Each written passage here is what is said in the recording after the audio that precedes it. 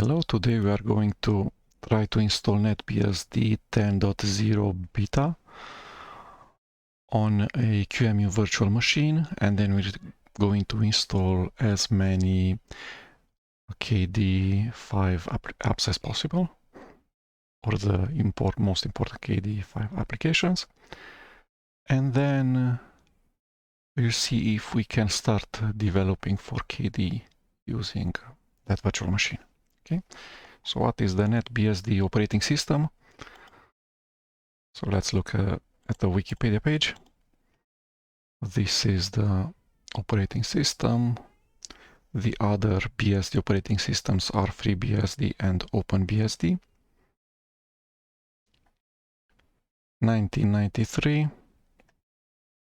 latest version 9.3, to close BSD, netbsd.org.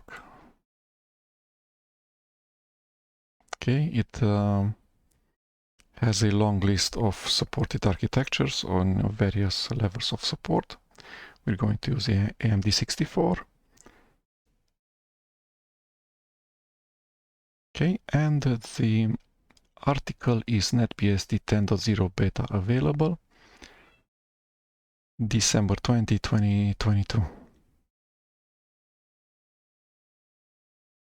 Okay, so we are going to use Virt Manager.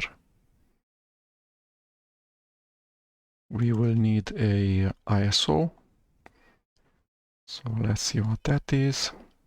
Installation, USB stick.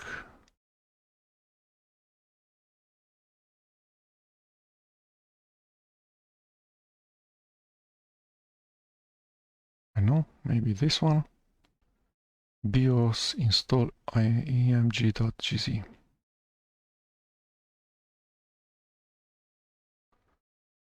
Save. So this is beta, it's not a final release.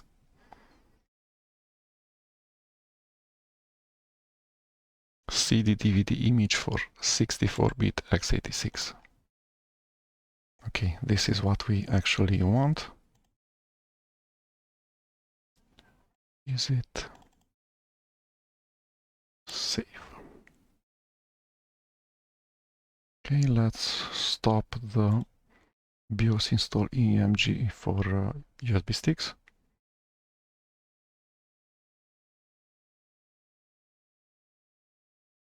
$500 megabytes, the ISO image. Okay, while it's downloading, where are the instructions on how to install the ISO?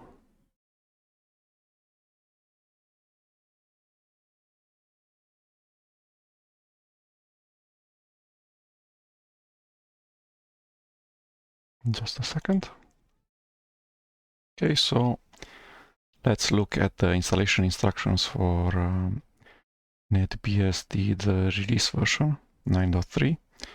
So the URLs end with /amd for the install nodes, /amd64, and with /images for the actual ISO. So from the images, we must go one directory up and then enter the directory amd64 and read the install.html file. Okay, so let's go there. This is images, one directory up,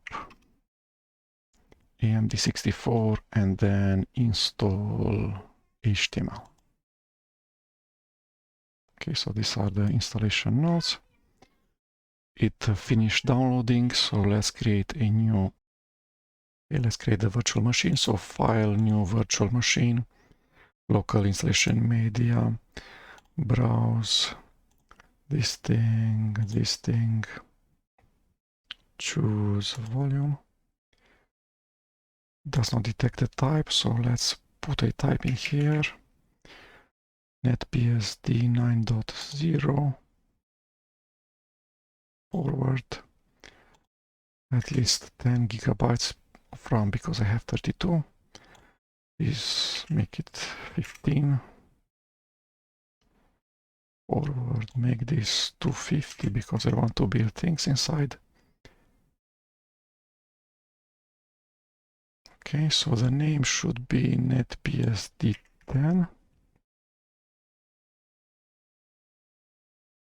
beta. Customize configuration before install, network selection, there's only one possibility, not, which is the best. Okay, finish. Should start the virtual network default, yes. Okay, so let's look at the configuration. NetBSD 10 beta correct, KVM correct, x86-64 correct, BIOS correct, the newest motherboard, which is, I guess, Q35. Let's see which is newer. Q35 versus i440FX.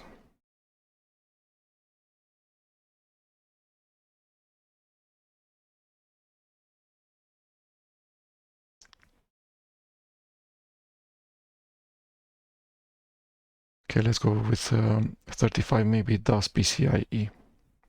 It's a newer one. Like to apply them, yes. CPUs, it's always wrong. The topology, it sets NUMA, which is I do not want. I want just one CPU socket. What's a CPU socket?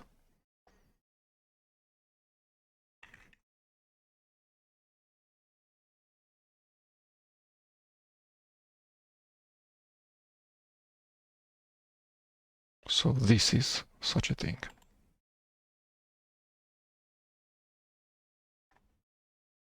It has two physical CPUs on the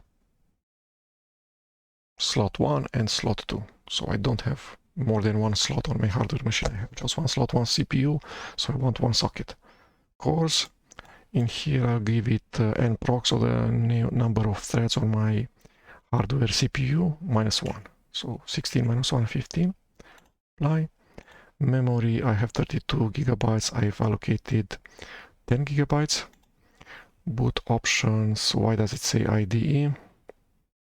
I don't want to hear about IDE. Let's force virt.io. ID disk, it doesn't work. It's an ID thing. Virt.io disk, okay, it changed in the hardware list, in the left-hand side list. Okay, so virt.io disk. This is all I have to do to switch between ID, SATA, and virt.io. Okay. I don't know if NetBSD 10 does virt.io for hardware storage, but we'll try. If not, we'll go back to SATA.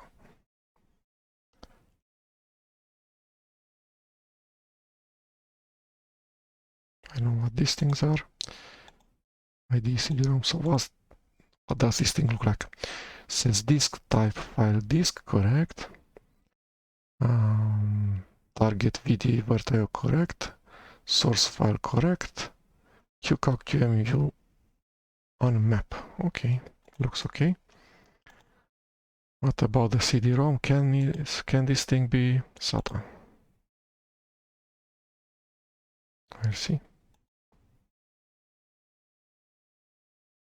Network interface card. Hopefully it has E1000E. I guess it has. If not, you know, should we strive for virt.io? Let's see. Let's see. Maybe it knows virt.io. Okay. Yes, it goes tablet, which might be a problem. The rest are just defaults. QXL. Okay. Begin installation. So we kept the defaults, but we changed the motherboard from i440 to Q35, and we went with virt everywhere. So virt for hard disk, virt for the network interface card, and the CD-ROM, we went from IDE to SATA SATA. This menu-driven tool is designed. Just a second, let's get back to the manual. So let's see. I've opened the manual in single file format HTML. Okay. So I've downloaded a bootable CD-ROM image. I managed to boot on it. This thing, option 2. Do not contain binary sets. Okay, so this is a problem. Let's go back to the downloads. Where are we?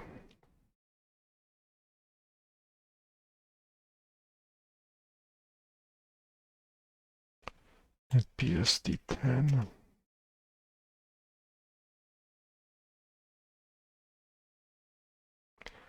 Where was the original page where we started from? Just a second. Okay, so I found the start page, which is a post on the blog from blog.netbsd.org. And let's get back to actually using USB stick images. So let's go with BIOS only, the thing that we actually started downloading.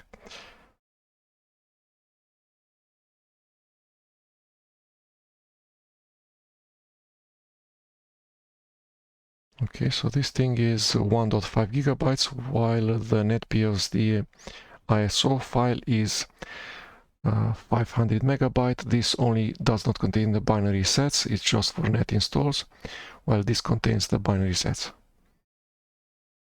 which is what the manual says. Okay, so the manual says that the bootable CD-ROM images that are also USB image contain the full distribution.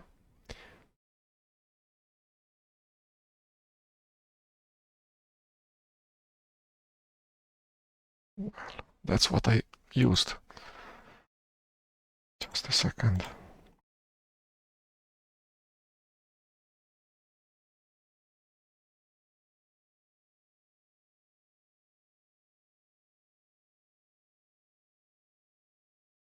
That's what I use. I did not use the installation/CD-ROM directory.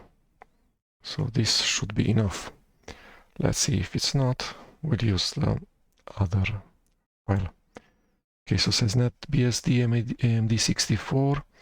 Installation message is in English. Yes, please.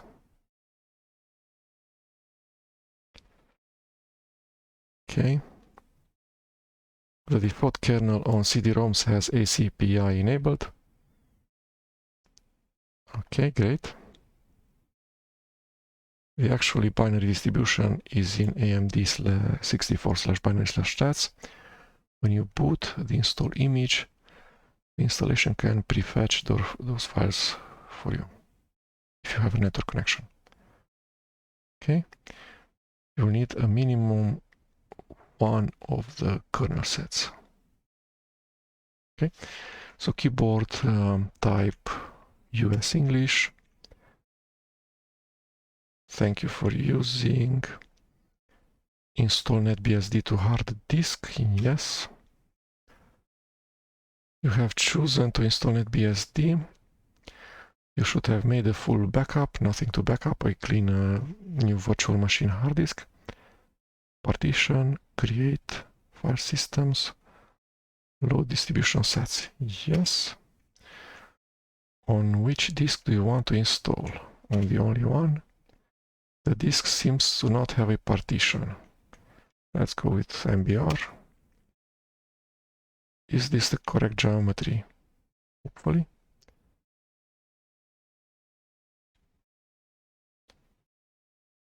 Requires a single partition in the disk's MBR. This is split further by the BSD disk label. It requires a single partition. This is further split by the BSD disk label.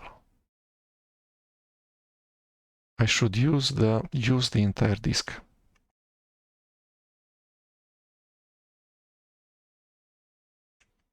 Use the entire disk. You can use a simple editor to set the sizes of the NetBSD partitions or apply the default partition sizes and contents. You will be given the opportunity to change any of the partition details.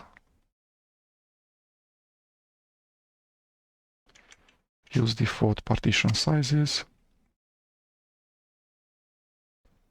Disk label partitions for LD0. My last chance, so it has a swap of identical in size with my RAM, so 10 gigabytes. And then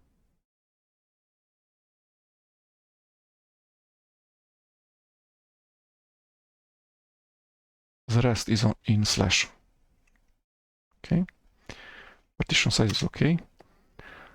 We are now ready to install. Yes or no? Shall we continue? Yes. Would you like to install the normal set of boot blocks or serial boot blocks? Normal boot blocks use the BIOS console, usually the monitor and keyboard.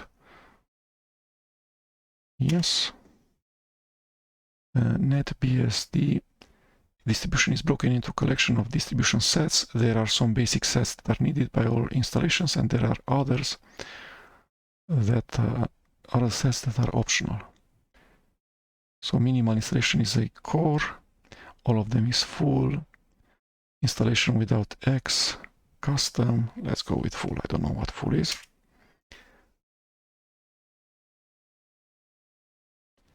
Your disk is now ready for installing the kernel and the distribution sets.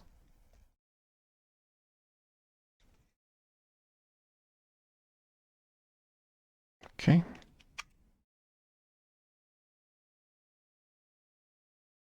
Kernel modules, base,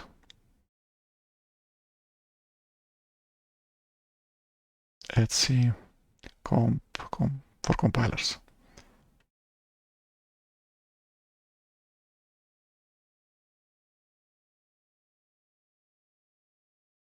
Games, yes, BSD games.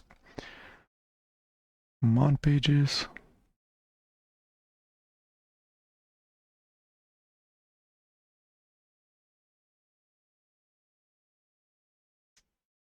X11.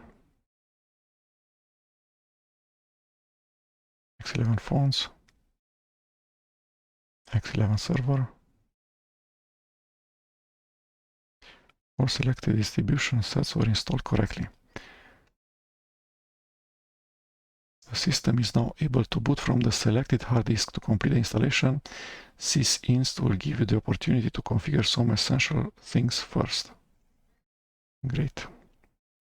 The root password of the newly installed system has not yet been initialized. If you do not want to set a password, enter an empty line. I know. Additional items.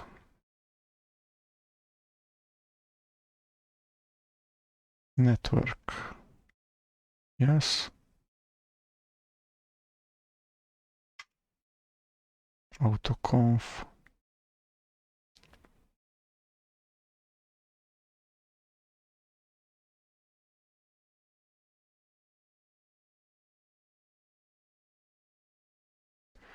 Your host name. NetBSD 10 beta. DNS domain.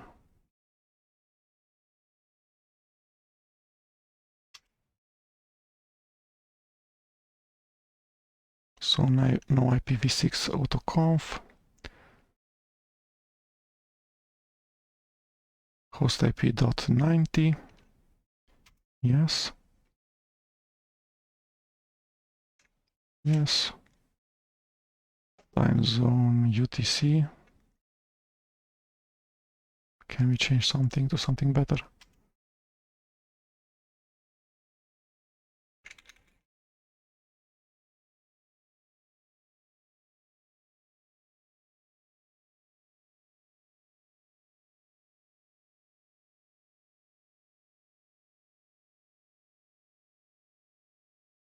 New York. Looks okay.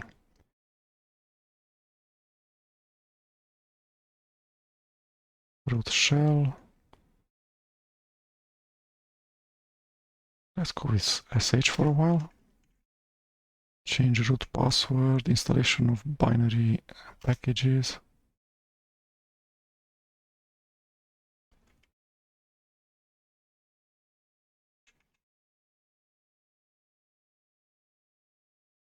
Download via HTTP. Install pkgin and update package summary.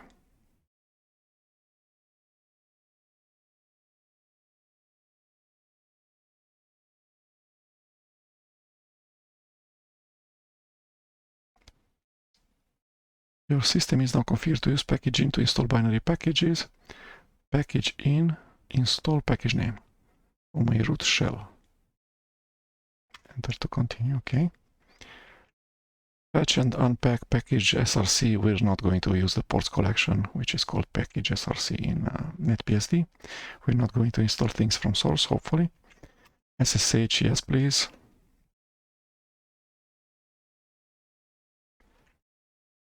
XDM, yes, please. The desktop manager. I don't know what CGD is. Okay, I need another user because I cannot use the root user because I did not put a password. I know how to name the user.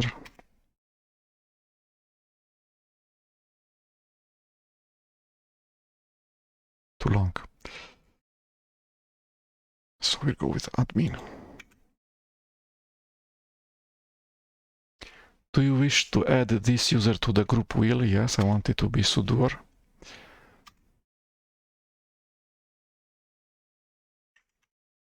Simple password, it's a virtual machine.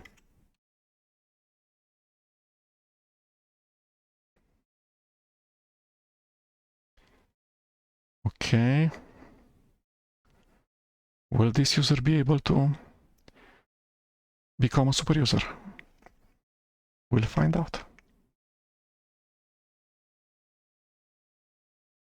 Finish configuring, go. The installation of NetBSD beta is not complete. The system should boot from hard disk. Follow the instructions in the install document about final configuration. I also recommend reading the after boot man page. Yes, after boot.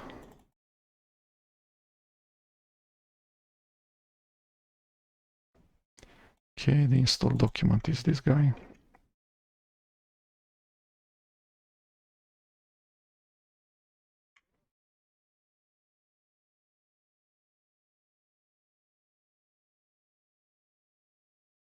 At a minimum, you should edit rc.conf to match your needs. Defaults/rc.conf for the default values. Hit enter to continue. So I've installed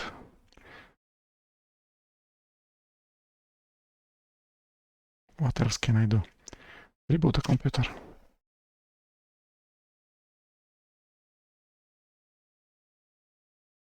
Five seconds delay for you to choose a boot option in the bootloader.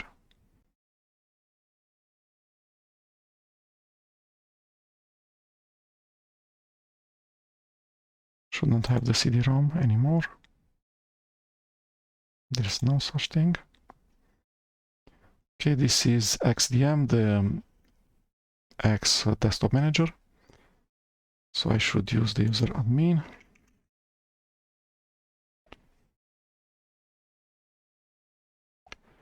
And I have UX term. And I don't know, something like FVWM as a window manager. I can resize these things. Okay. What's next for me? Make sure I can become super user.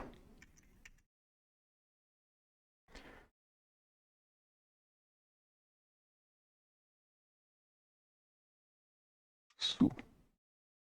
So with just su, I can do sudo su. Okay, interesting. So let's see what we did not read yet.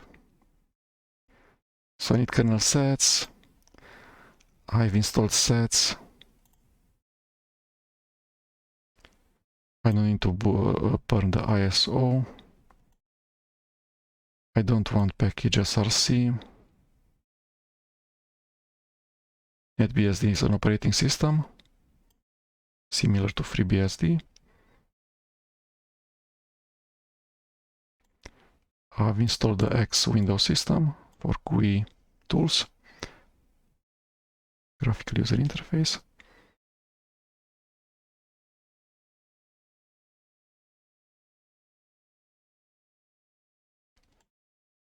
Okay, what else?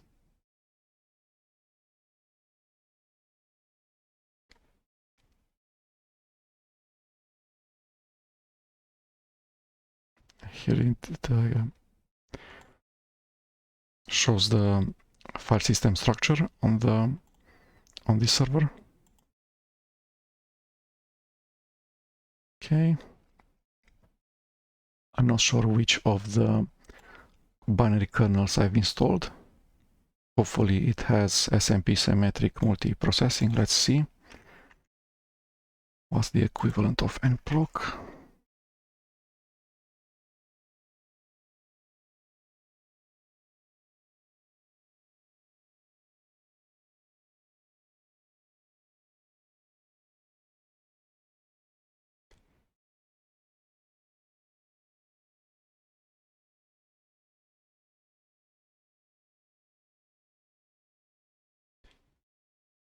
sysctl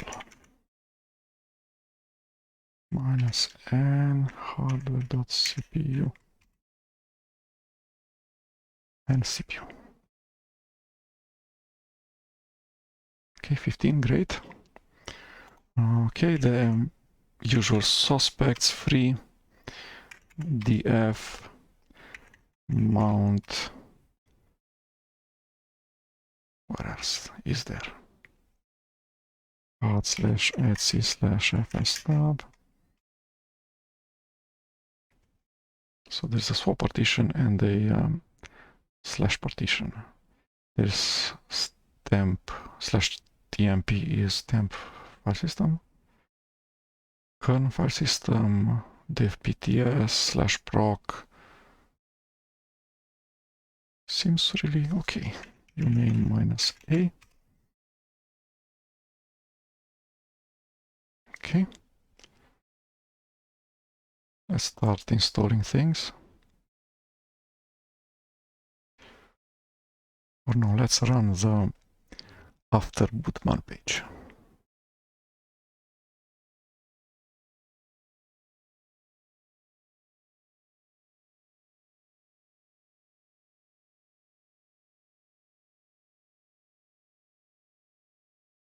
Isn't there a version 10?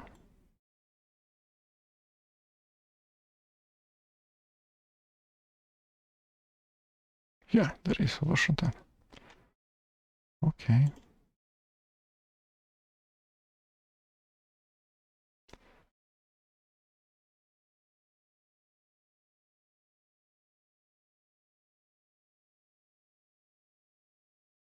A basic knowledge of Unix is assumed. Okay. man1 ls. Okay, I know what that thing does.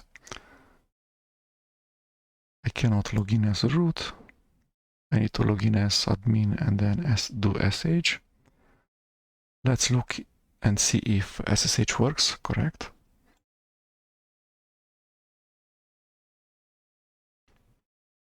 So first of all, I need the IP address.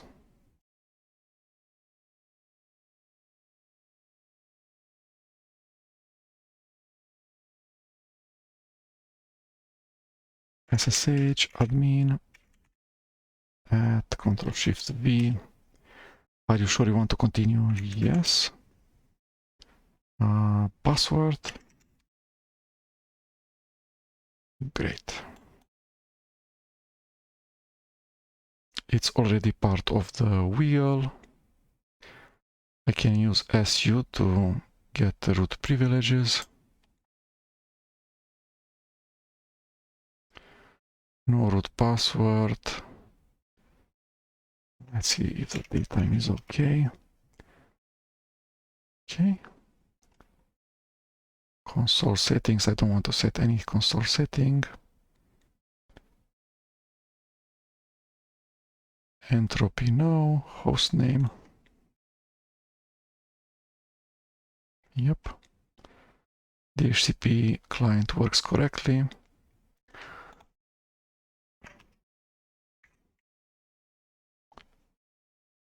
Network interface cards work correctly, even though they use virt.io, which is great. I have init v6, which I would want to disable, but I do not know how. IPv4 is enough for me. Okay, let's see if we can ping.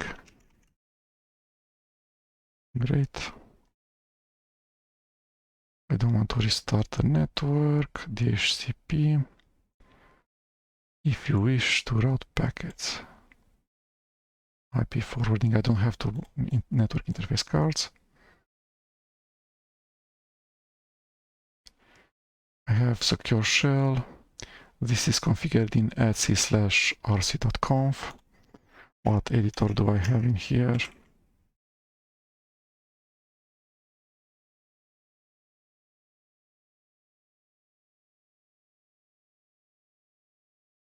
Okay, do we have more? Oh, it's short. So it has SSH OpenSSH server enabled, XDM, which is the desktop manager, where we put the user and password to start the graphical user interface session, hostname, DHCP, great.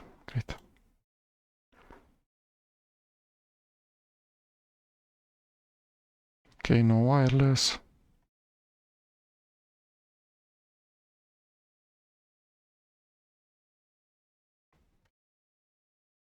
Mount df, did that.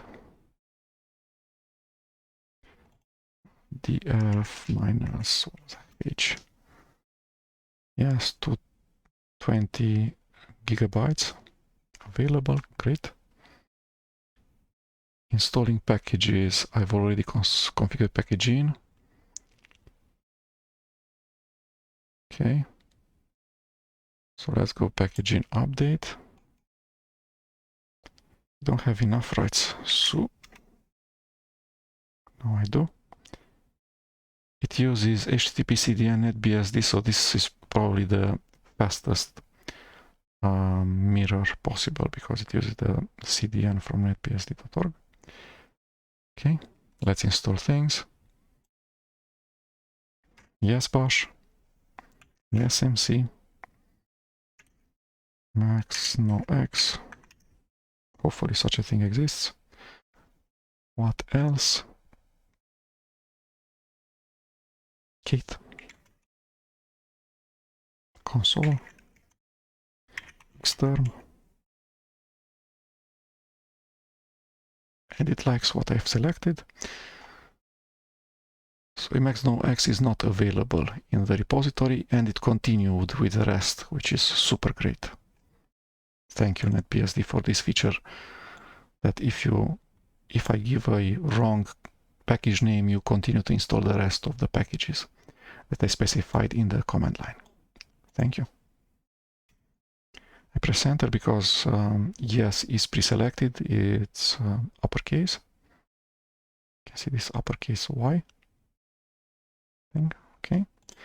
Let's find out what Emacs no X is called like. NetBSD packages Emacs. Okay.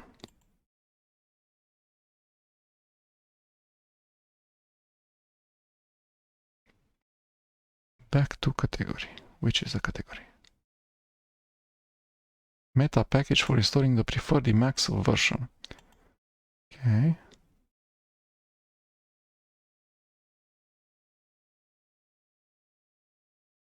Meta package.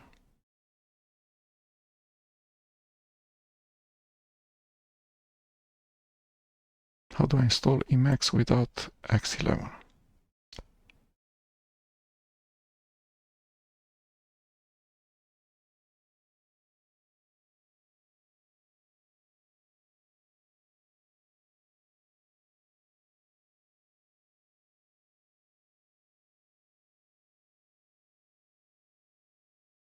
I don't know.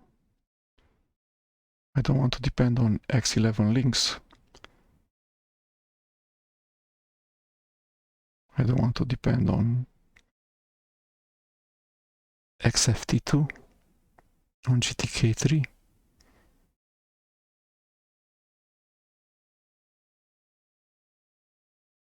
NetBSD install Emacs no X. Okay, now you're talking. No Emacs minus no X11 to make it different than the other operating systems which use Emacs minus no X. Okay. Compiled without support for X. Great. That's what I want.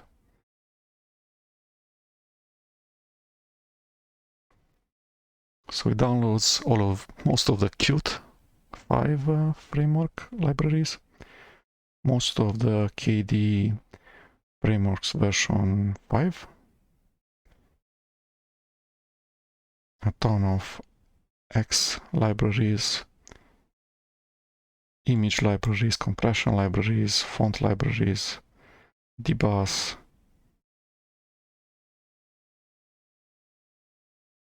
I have half of KDE just by installing Kate. We still want Crusader and Emacs no X.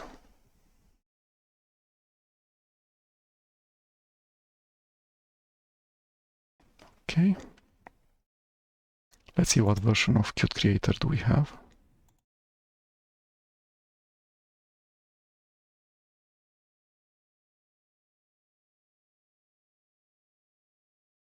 Version 5.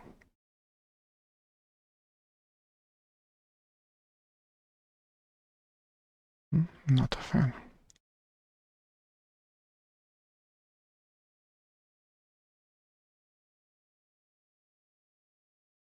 Okay, so what's happening?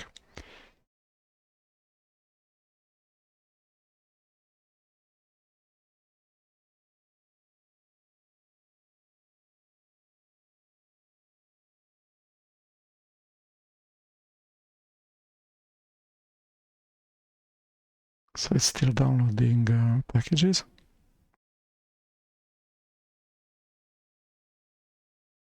It has a strange resolution set. It warps.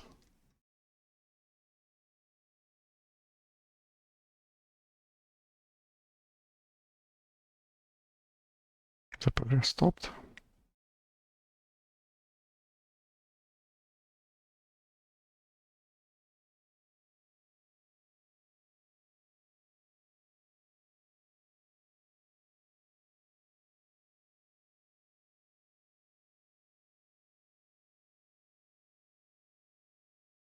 Sys init console, let's do a PS3. No such thing. So system, which is probably, I don't know, the kernel or something. Speed 0. Then there's speed 1, which is speed 1, which is the init. And then I really want to see the tree of processes stop.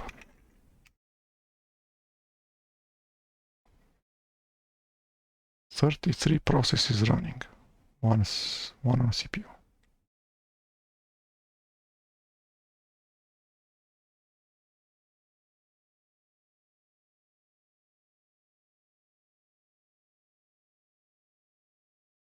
Okay, nothing happening here.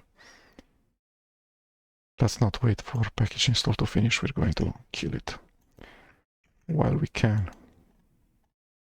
but we cannot.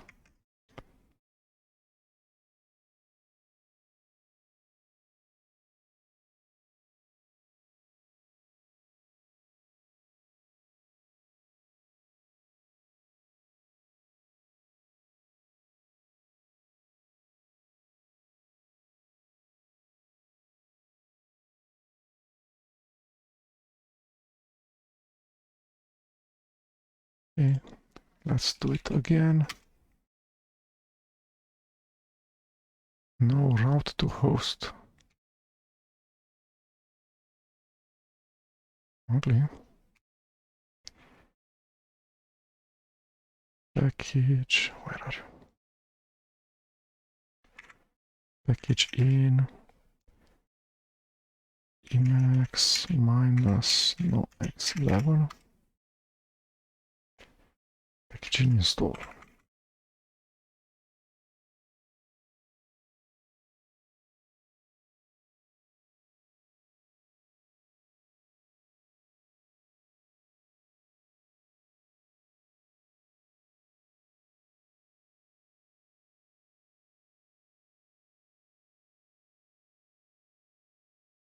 Okay, it's spooky.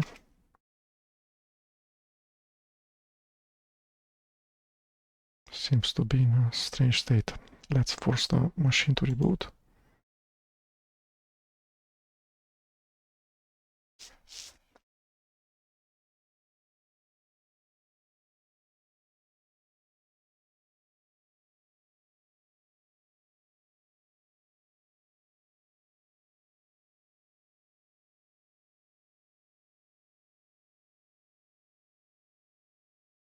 Starting VI recover.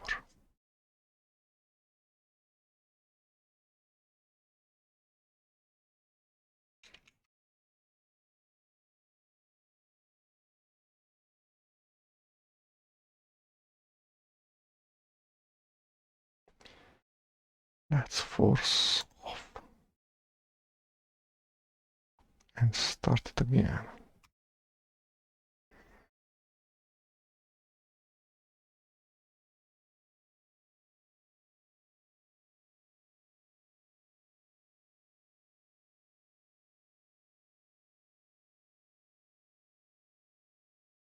Okay, something spooky has happened there. So, package in install Emacs minus no x11.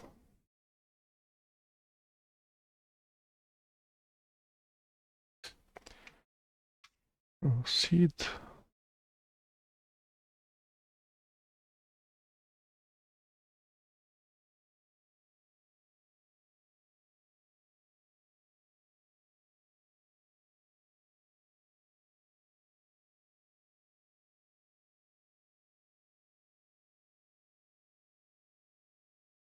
Okay, so the binary sets are tar archives that contains part of the base system. So in NetBSD, as in the other BSDs, the system is split in two, which is the base, the thing that's developed in the source control repository of the BSD, so at netbsd.org, which contains a base operating system, maybe an X server, a kernel modules, etc. And then the second part is the ports collection, which in here is called pkgsrc. So there's thousands of software that are not part of NetBSD, but have been made able to build on NetBSD by pkgsrc. And we can either install them from source using pkgsrc, or some of the pkgsrc software was built to binary packages, and those can be installed with pkgin. And that's what we did. There's an Emacs port in pkgsrc, and from that there were built at least two binary packages, Emacs minus no x11, which doesn't depend on GTK, and Emacs, which depends on GTK3. Okay, so let's go back to where we were. MC and what else? Kit. Yes.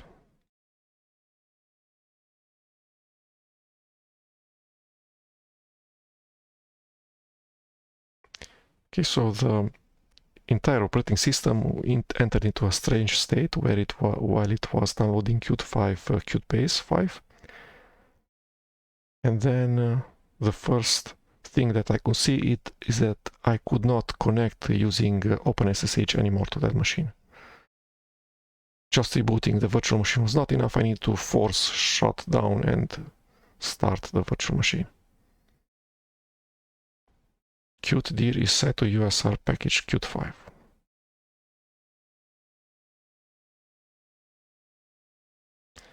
bash, so these are the information. After you install a package, you get information block.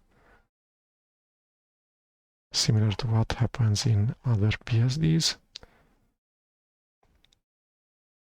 Dbus is a inter-process communication protocol which is used by KDE applications. The following files should be created for dbus by me, or did the operating system actually create these files for me automatically?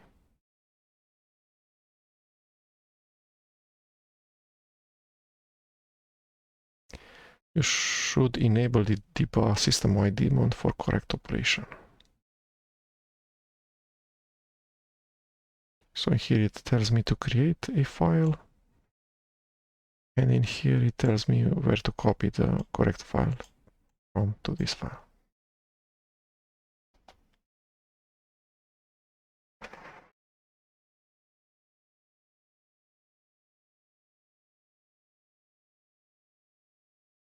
Let's see this.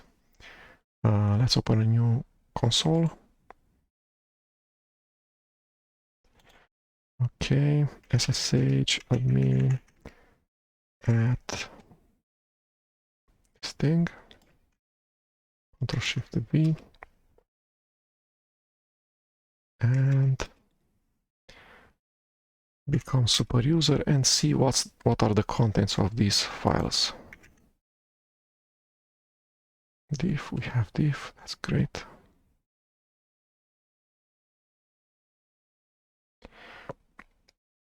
So in fact, I need to run this command line. Middle click for pasting from selection, not from the clipboard. Okay, what now? Identical. So xstartup dbus. What is the chmod for this thing? ls-la. So it says that should be 755. 755, correct. So I did this. I did this. I did not do this yet. So let's do that. Emacs slash. Let's see. Okay, we have Emacs. That's great. Dbus to yes.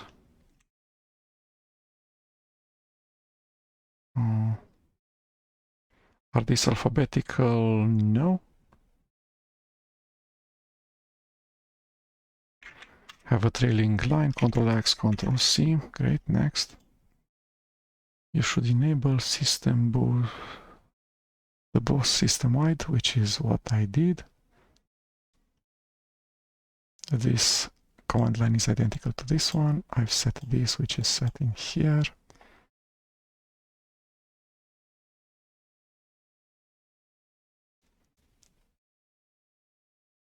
There's a thing which is called /usr/package/etc.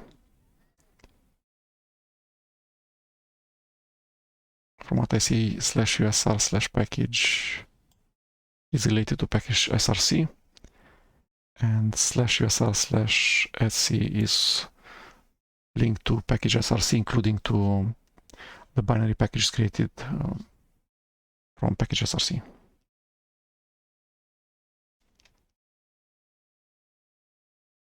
USR package Qt5. Okay, let's copy this thing because it will probably come in handy.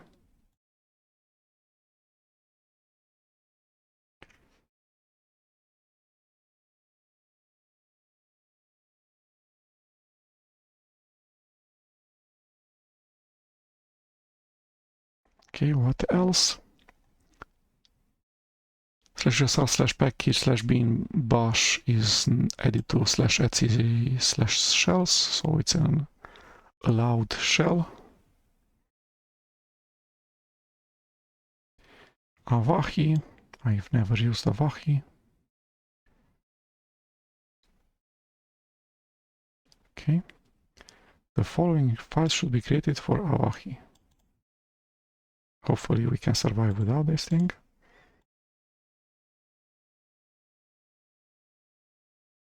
Polkit,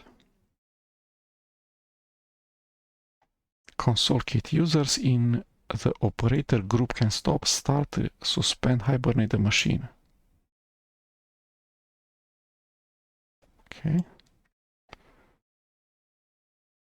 Next. Pulse audio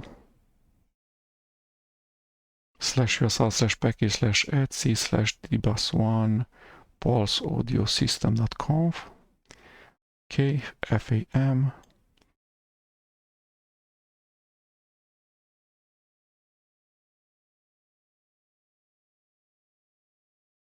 Because FAM uses RPC, you have to add the following line to the system's port mapper. Also make sure that the RPC port mapper is enabled.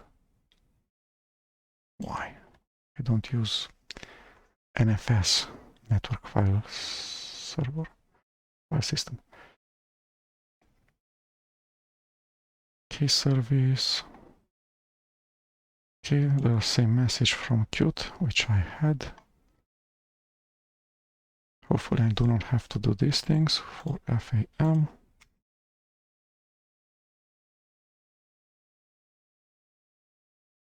I have this text copied.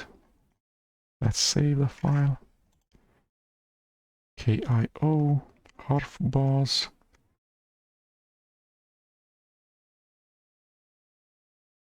Okay, so the dbus dbus does not no longer use the user dbus. Okay.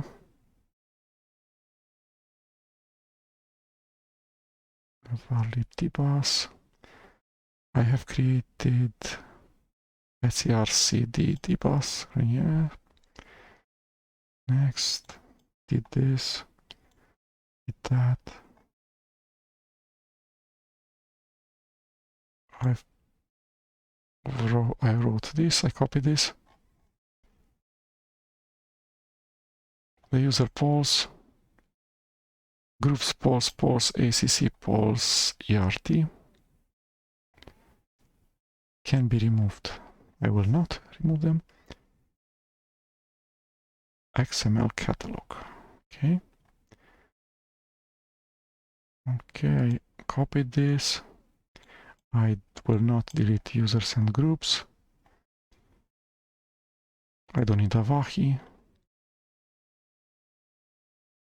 I will not delete users and groups.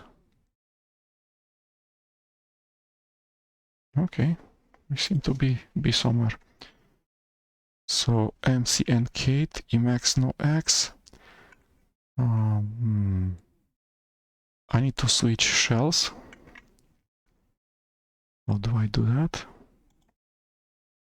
Control F, bash. Okay, next.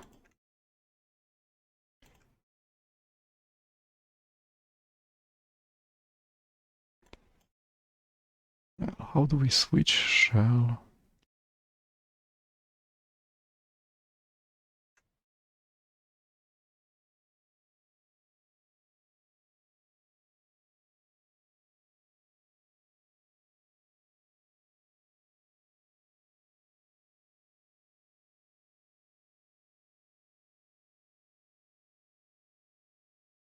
Okay, NetBSD change switch shell.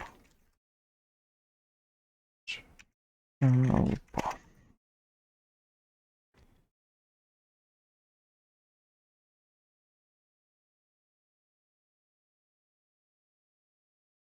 BSD, okay.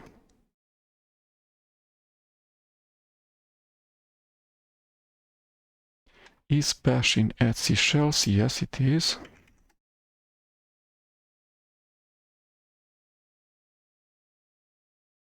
It's the last one, /usr/package/bin/bash. Okay. I can write bash each time and I can do that.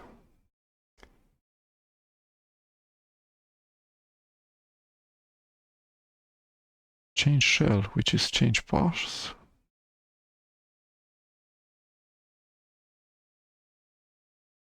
-s. Are there some examples? No.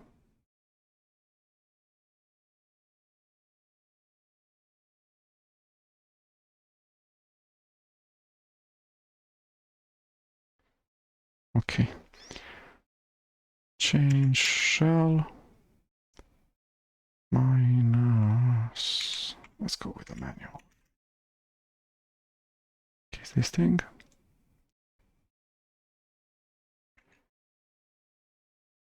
Change shell -s. And what do I need to specify there? The full path.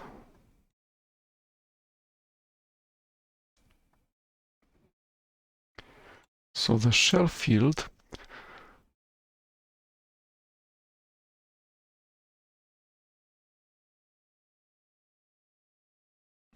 what's in /etc/shells, I'm guessing. So what's there?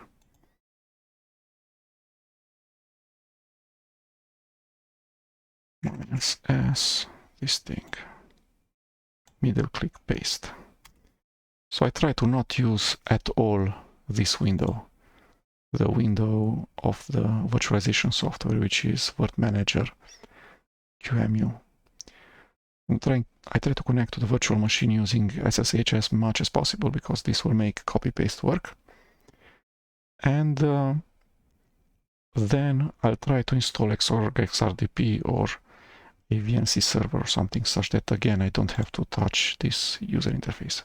This user interface, I use it just for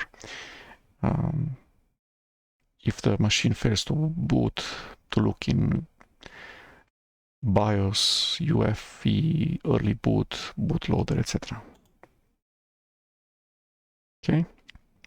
Control D, become super user again, and now I'm in bash. Great. Control D and do the same thing for my so $ means not super user, hash mark means super user. So in here I'm root, in here I'm the user admin. So I need to also change the current shell for the user admin. Okay, Control D, connect again, and now we're in bash. Great. What else can we do? Keep installing packages. After boot, where are we in after boot? So I've installed packages, /etc files as a /etc/motd, modified by etcrc.d/omotd. When the system is booted, I've added a new user in the installer. I've added the user to the wheel group. There's /etc/rc.d scripts, directory for scripts. Master script is /etc/rc. We should not edit this file. Okay, environment variables for etc/rc, which is etc/rc/conf.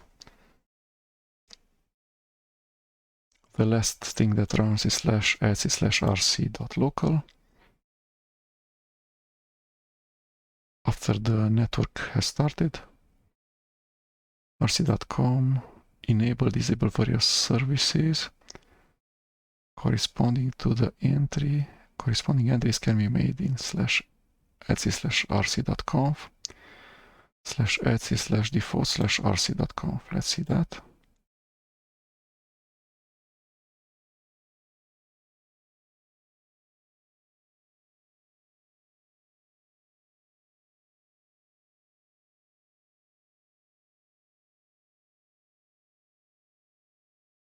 Swap off.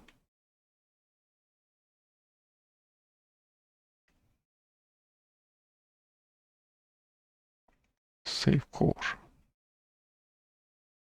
Directory var crash.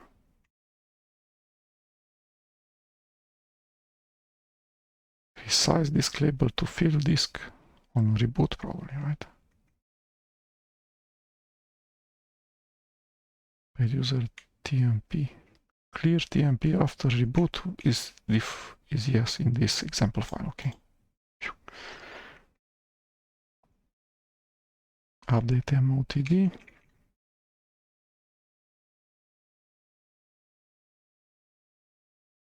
/var/run/d message.boot.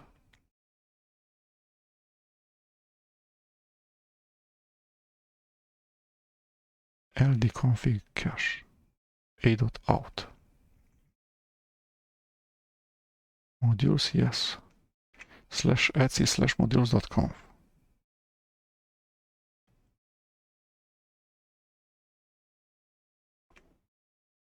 Servers. Network servers.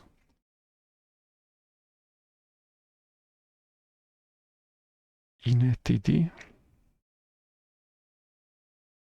Whoa. Old memories of xinetd. xinetd. This is identd. rpc bind, syslog, cron, NTPSSH, keygen flags, ftpd, httpd, httpd www-dir to change the W directory from time to time, just for fun.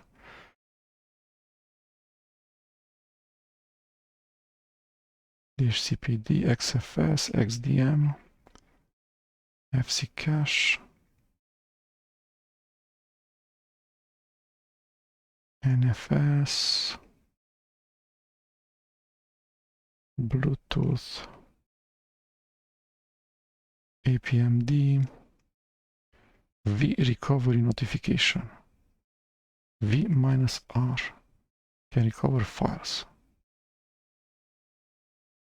Random seed entropy, IPv6, ZFS.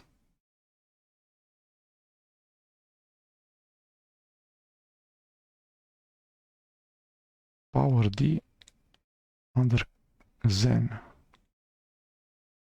ACPI. Okay, Ctrl+C exit this thing. What else? Auto mount daemon AMD, good name.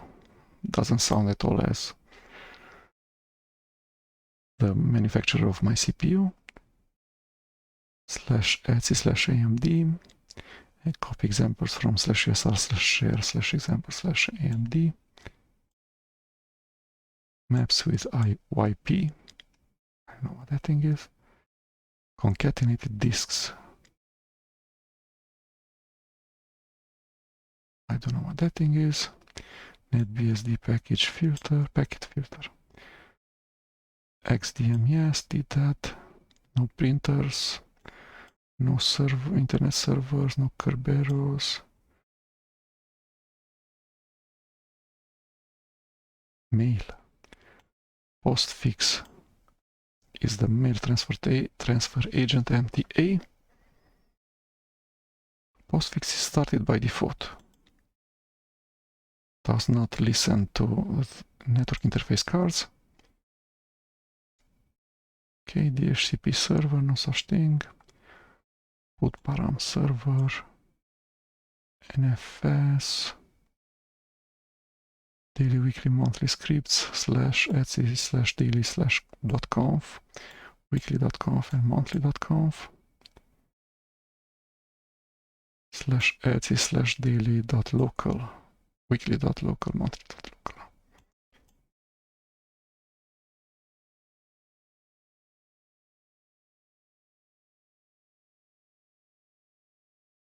Okay, don't edit files that end in db. Cron tab for schedule tasks. Next day cleanup. System testing. I have tests. Netstat, ps, fstat, systat top. Okay. How do I look at ps3? Why doesn't it say what package to install when? So it's not part of the base. Okay, great, but where is it? NetBSD PS3. sysutils PS3. Great. I need to become super user. Package in, install PS3. Yes, and the PS3.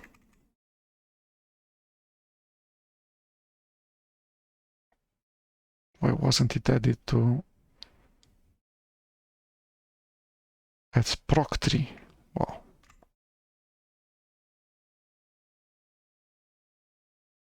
So the message says that although the package name is PS3, the executable is called /usr/package/bin/proc3. So always do you read the messages after install a package. Proc3. So let's look at the packages, at the processes that run by default on NetBSD. So there's PID1, which is init, which has started the getties 1, 2, 3, 4. Okay, and this init has also started SSHD, which has a connection and another connection. So I have two connections. Great. On one I am super user in here, and on the other I'm super user in here. So on this I use a more old Bourne shell, while this in here I use bash, the GNU bash Bourne again shell. Okay, so this is the part with SSH. There's a PowerD, there's a desktop manager, XDM, runs, waits for me to log in. I do not want to log in. It says VT05, so it's probably on VT5. So do not press Ctrl Alt F1 because it will mess with your hardware machine. So this is VT1, this is VT2, 3, 4, and 5. The 5 is for X, which we could read in here where it says VT5 for the X server. The X server is /usr/x11r7/bin/x. Okay, desktop manager again. Everything runs as root because I didn't log in yet. DHCPD, this is the DHCP client, such that the virtualization software QEMU Virt Manager can configure the IP address in the virtual machine. Log, scheduled, start a server when a TCP connection is created. email, MTA, mail transfer agent. And this is probably this thing, the text console. Okay. What do we need next? Let's see if we have XRDP.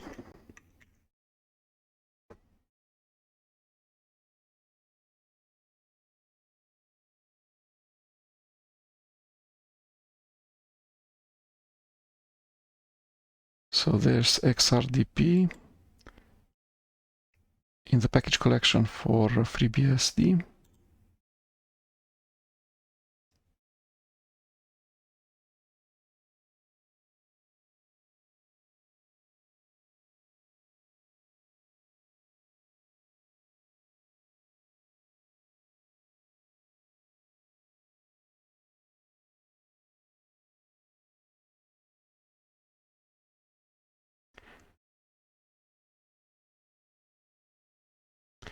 How do we build this thing? XRDP, an open source RDP server.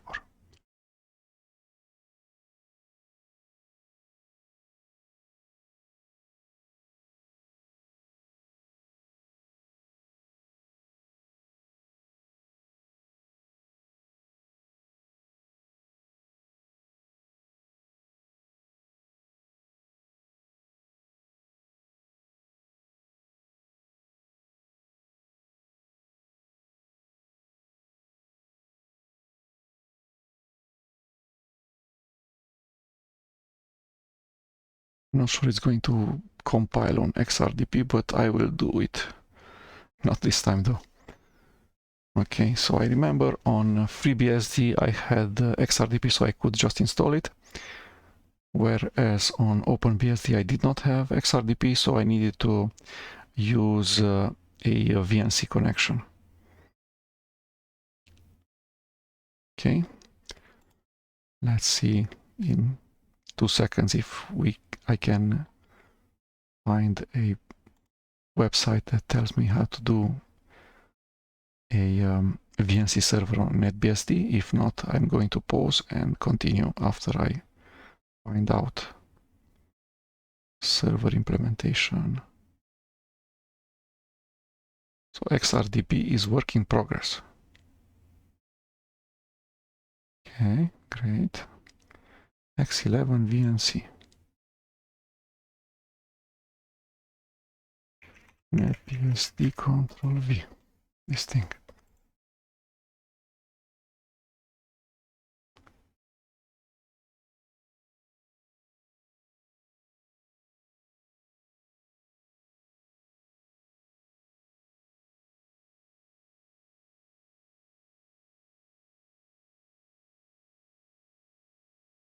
Yeah, I really wish they added XRDP there. Let's see, maybe it's available and we don't know how to search. It's called XRDP. Nope.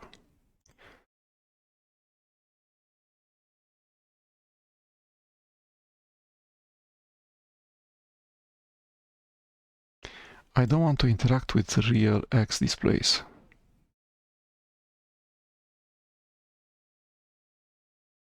I want to interact with headless machines that don't have a physical monitor and keyboard. Just a second. Okay, so I've installed a VNC server on the NetBSD machine and a VNC client on my host OS. So in the virtual machine, the dance was the following: package install tigervnc, then a VNC password. This thing asks me for a password. I put my short password and says it must have 6 characters, so I go 1, 2, 3, 4, 5, 6. 1, 2, 3, 4, 5, 6. Would you like to enter a view-only password? No. And Then I need to start the VNC server.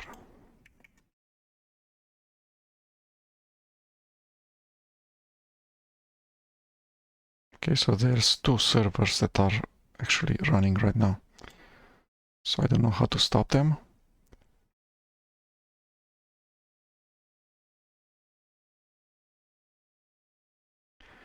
Yeah, I know how to stop them.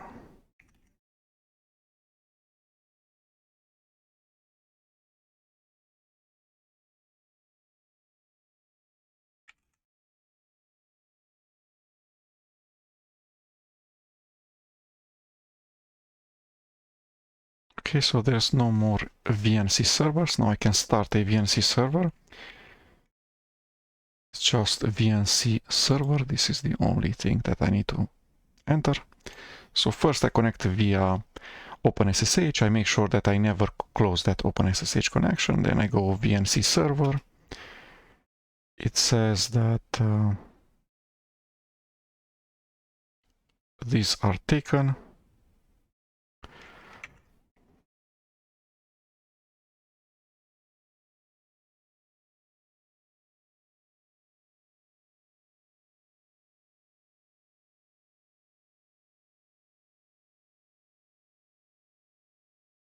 Okay. VNC server.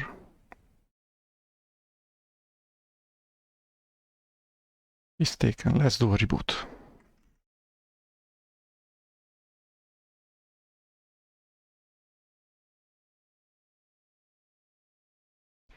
Then on my host machine, I'm on Ubuntu 22.10. I went up to install tigervnc-viewer and vncviewer, and you need to specify the number of X server that you're going to connect to, like 1, 2. Okay, let's see if it manages to boot this time, or to reboot correctly.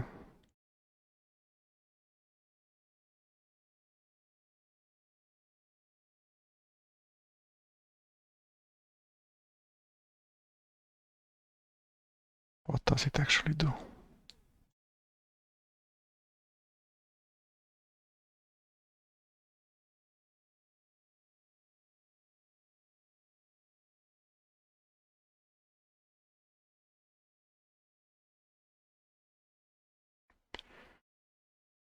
I don't know. Force off it is, and then start.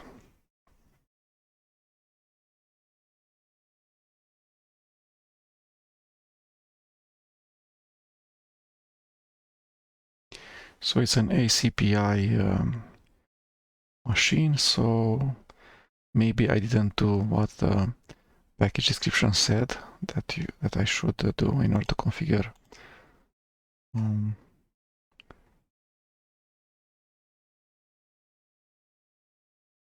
restart, stop via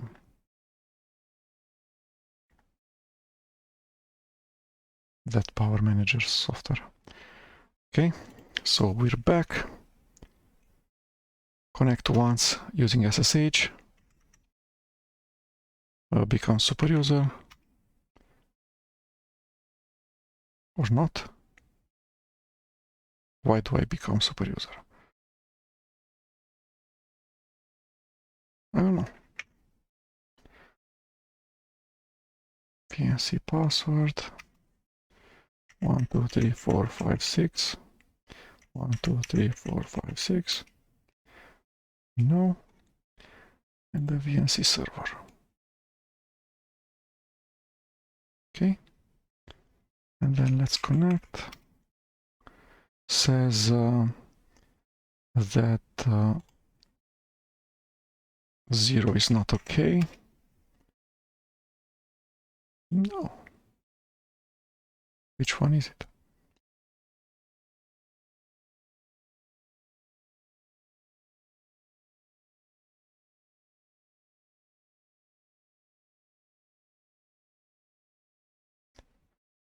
Host and display or host and port?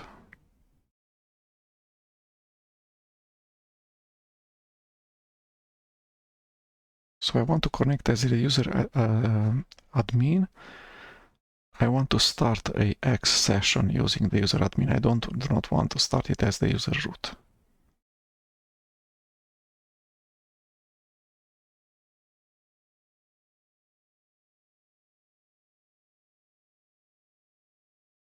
But display name 1.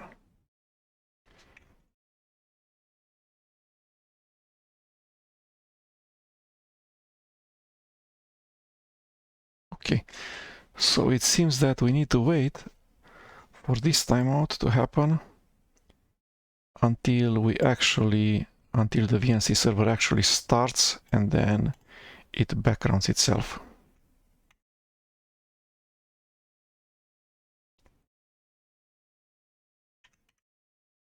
Okay, so it's running in the background as a daemon on colon 1 and as user admin. Okay, the password 123456, and voila, I'm inside the virtual machine logged as user admin. Let's see, who am I? Admin, great. Let's try a PS3. No, it's called PS what? Proc 3. Okay.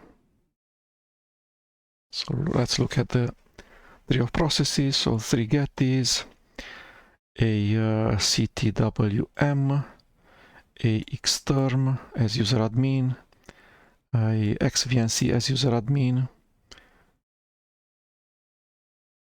bash as user admin, proc3 as user admin, ps with some parameters, dhcpd, mta, xconsole from the hardware console, so this xconsole, and then log. This is what we see in the actual virtual machine, connected once via SSH and then xvnc. So this is exactly what I wanted to see here. So now let's install as many KDE packages as possible. Let's see how Kate works.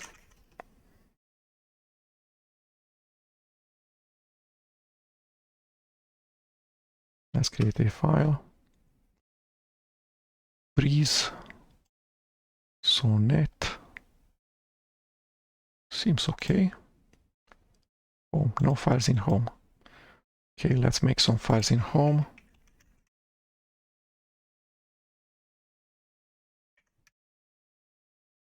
Okay, great. Let's install some packages. Package in install git git minus GUI.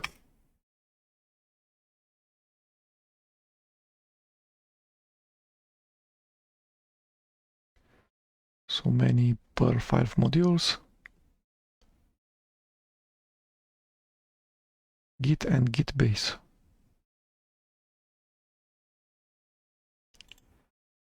Okay, as user admin.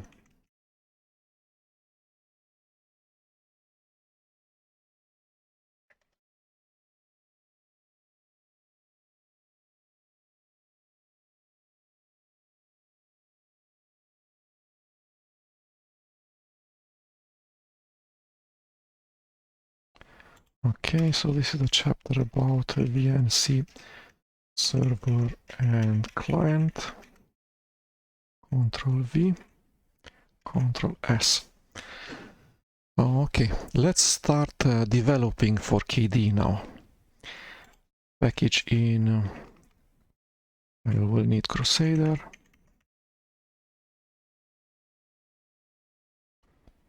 What else do we need?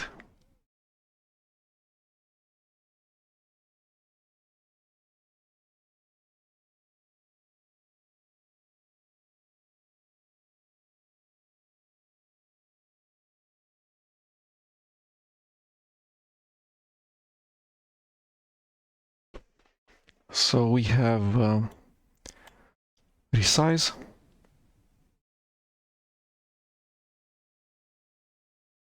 Oof. Where are you? Do we have copy paste? Let's see.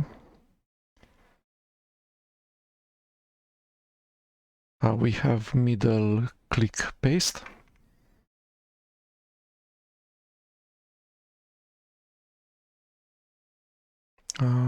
Let's start console.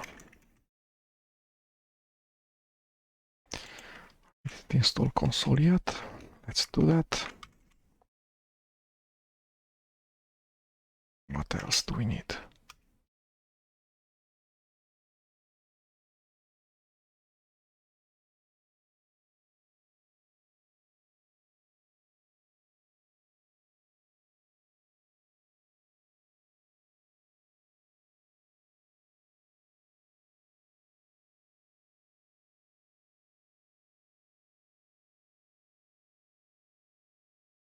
Okay, it doesn't like what's happening here.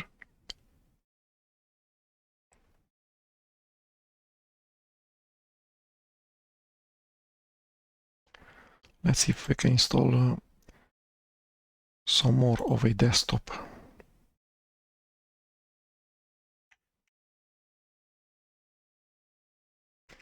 NetBSD kwin.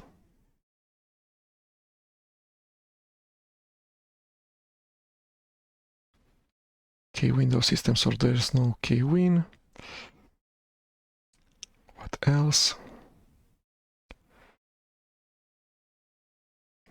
Yes, that thing. LXQt.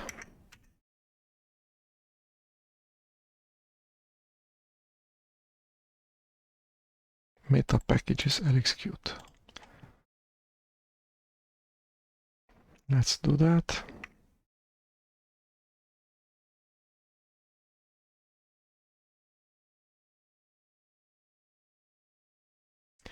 So it's going to install LXQt, xscreensaver, Qt xdg, Qterm widget, Qterminal, pacman fmqt, openbox, lxqt themes, sudo, session runner, Qt plugin.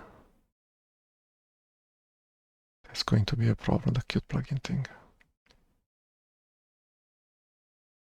Okay, let's proceed.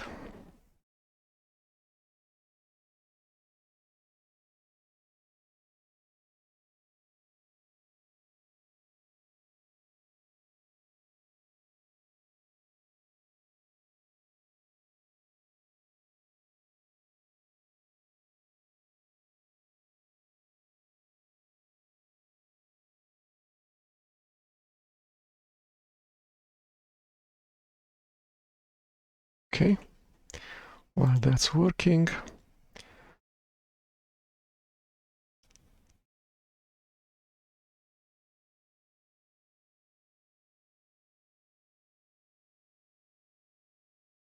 we need to see how we can boot into LXQt instead of the current default FVVM that's part of NetBSD.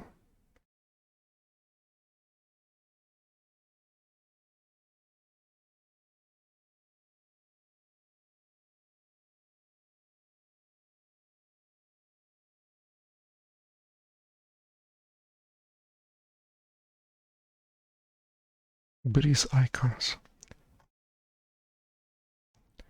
So no messages yet from the packages.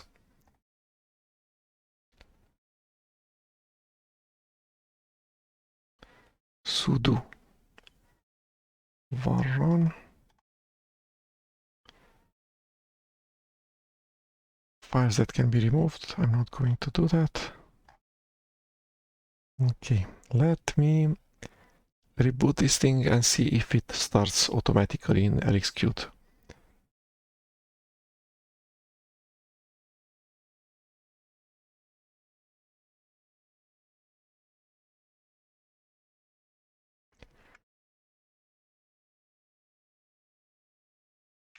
See.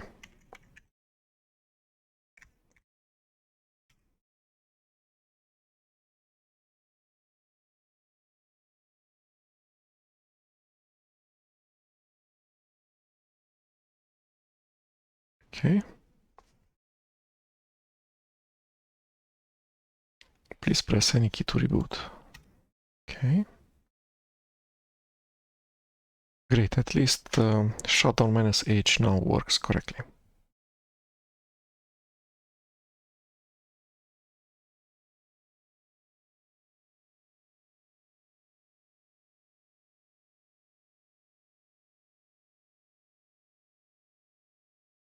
Okay, now let's see what will XDM start by default.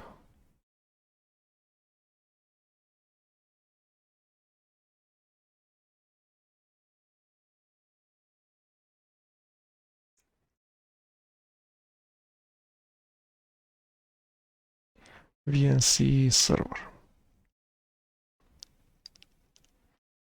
We'll have to wait quite a bit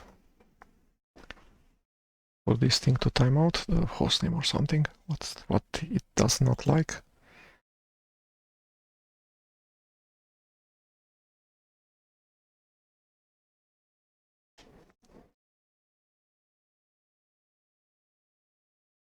This is quite a problem, the fact that we need to wait for VNC server to start.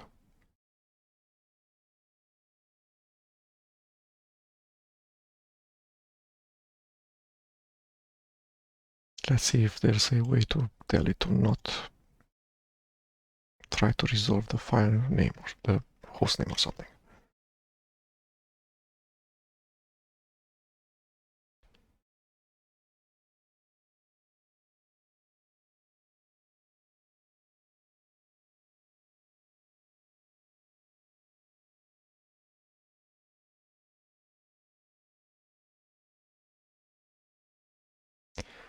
Special option session can be used to control which session type will be started. This should match one of the files in USR share X sessions. There's no USR/share, right?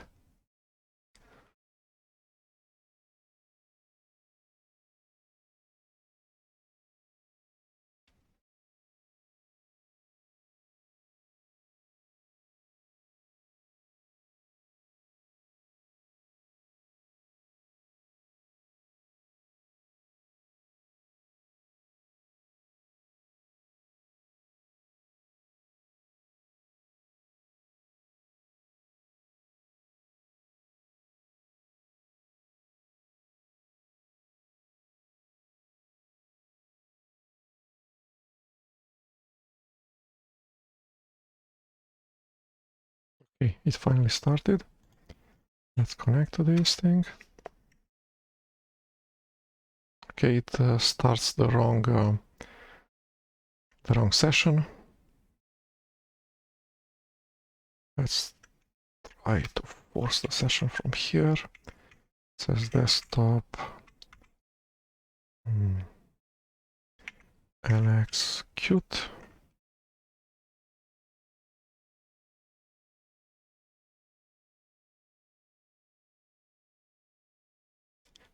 VNC server.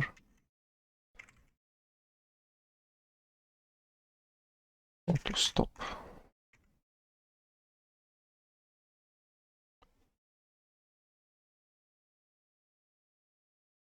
Kill -6. Okay, let's do that.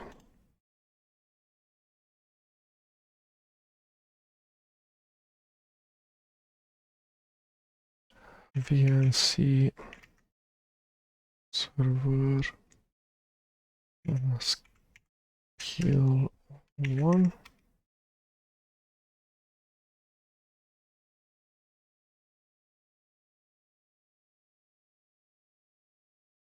Kill list no xstartup FG pixel format geometry name depth.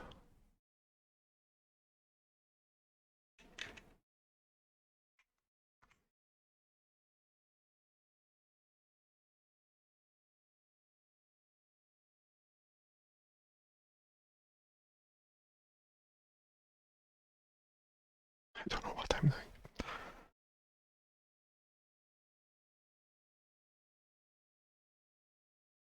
It takes as much to think about it. So let's go with load parameters. Okay, so it says bed display name and then the name of the machine and then :1 in add command. What does this mean and why does it time out?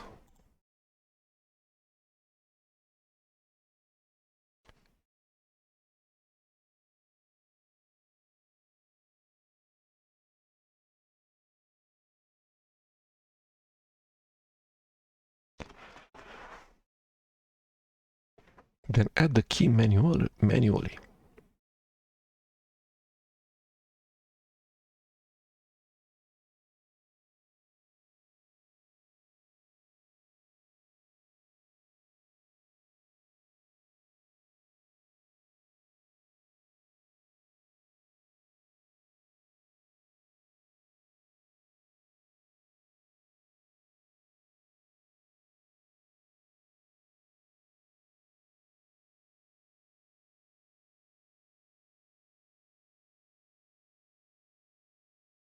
This error occurs when the remote machine doesn't know its own hostname. Yes?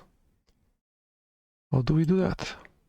Ensure that there is an entry in /etc/hosts. Let's do that. cat /etc hosts. Okay, so it doesn't know its own name, which is ugly.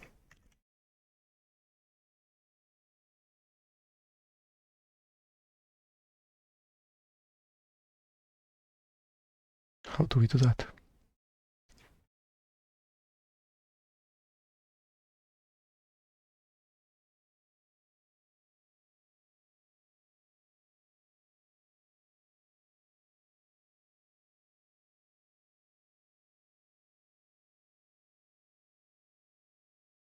/etc/hosts.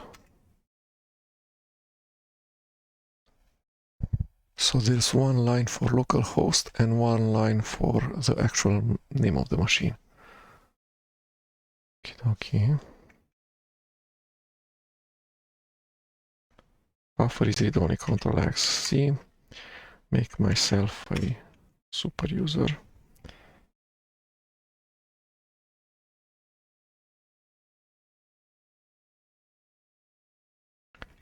Ctrl+K, Ctrl whatever. Y, Ctrl+Y. Okay. Ctrl+K. And the name of the machine, which is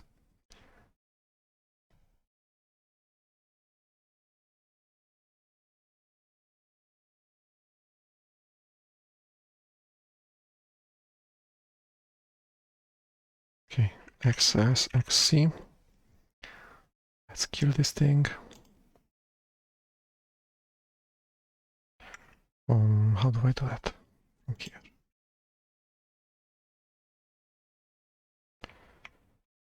VNC server -list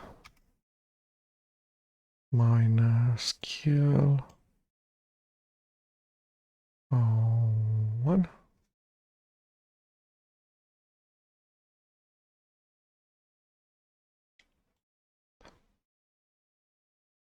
X display 1 like this. Okay.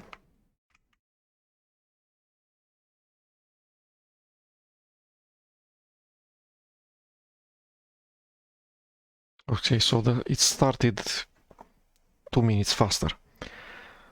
Because now if I now it knows that localhost is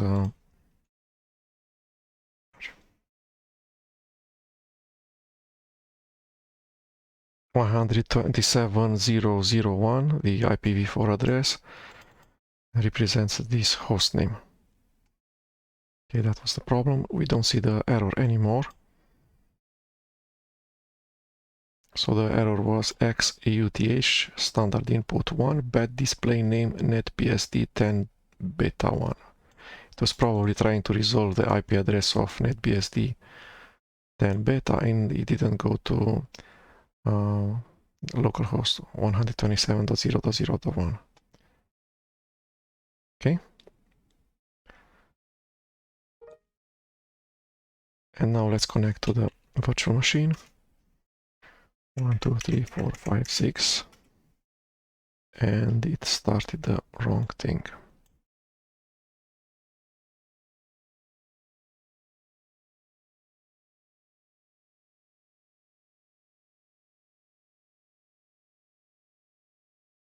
Okay, how do we start startlxqt?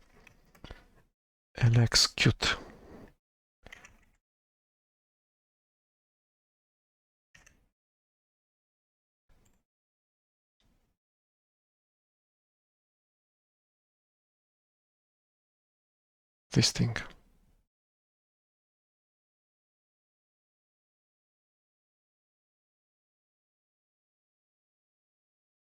Okay. So for a while we'll run this thing manually, but then we'll automate it somehow.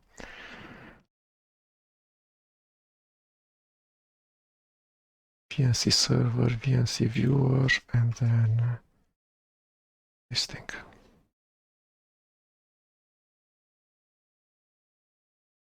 Okay. So let's see what we have in here. Startlxqt, a strange theme. Okay. One virtual desktop, an X clock, a UX term. Okay. Let's start a terminal. Let's start Crusader. First run. I don't want diff, I don't want email, no badge, no checksum. I could have checksum. Let's see. NetBSD MD5 sum. Okay, why doesn't it build?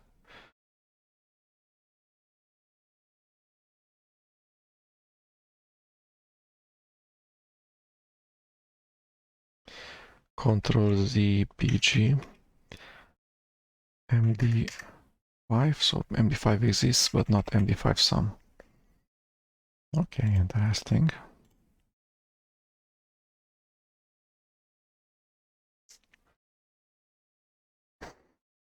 How do I alt up here? How do I kill the window manager?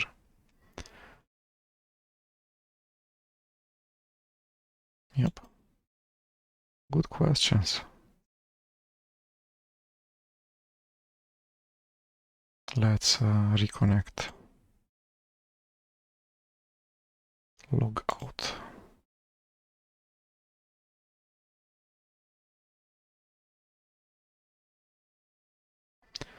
Let me just make it such that the VNC server starts in the correct desktop environment, which should be startlxqt. Okay, so when we start the VNC server, that says that it's starting application specified in tilde/.vnc/xstartup. And that files looks like this.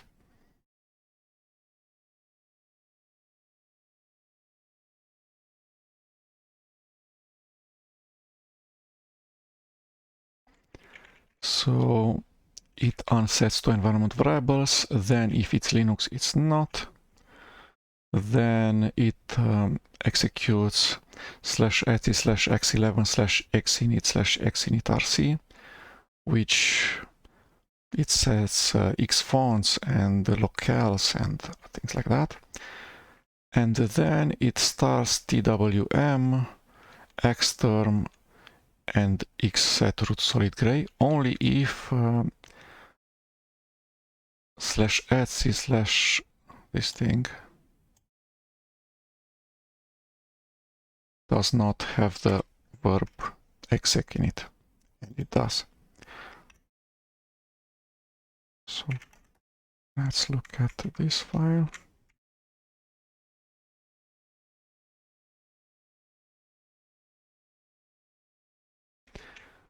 Okay, so keyboards,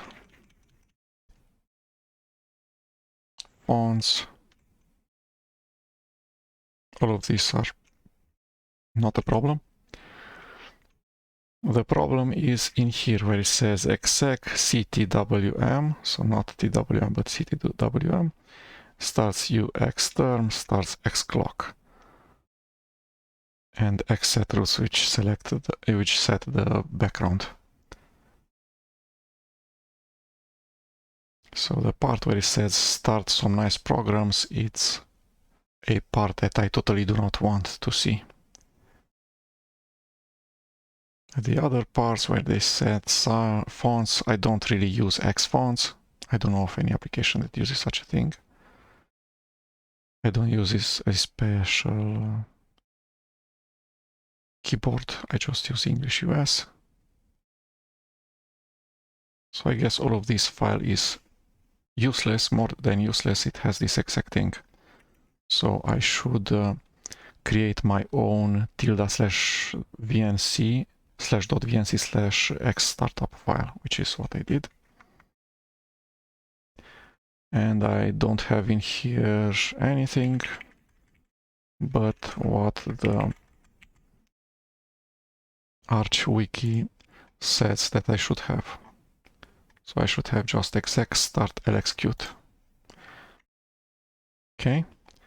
But then lxqt complains that I don't have a window manager, and it says that while OpenBox is the default window manager, you can specify a different window manager to use via session settings, lxqt config session, or by editing tilde.config/lxqt/session.conf.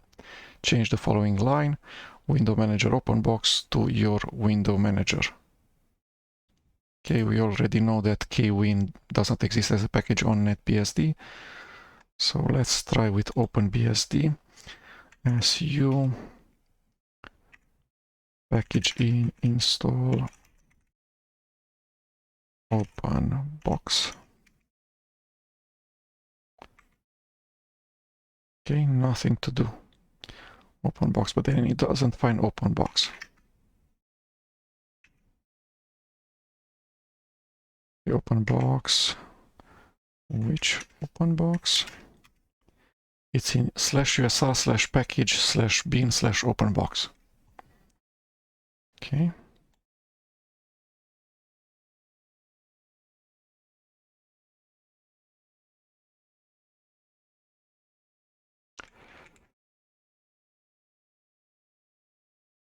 Okay, Control D. So cat tilde.vncxstartup looks like this.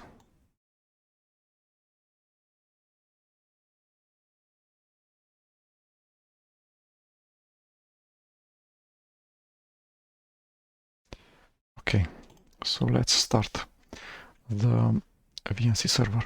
I'm on tab 1 where I start the VNC server.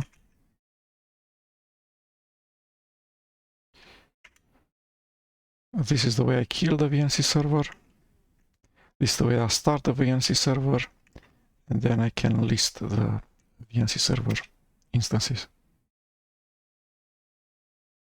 Okay, so in less than 3 seconds it started. Now we can connect to it. Okay, does not find OpenBox, although the OpenBox package is a dependency of the lxqt meta package. So they're both installed.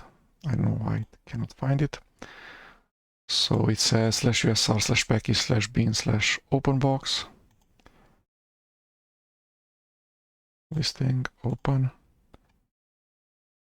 You will be able to change this at any time through preferences, session settings, basic settings. Okay. And now we have again a bad theme. A wrong theme because it installed that strange package, that cute theme plugin. Okay, let's look at Pacman FM. Looks okay. The fonts are mega huge. Can't we do something about the fonts?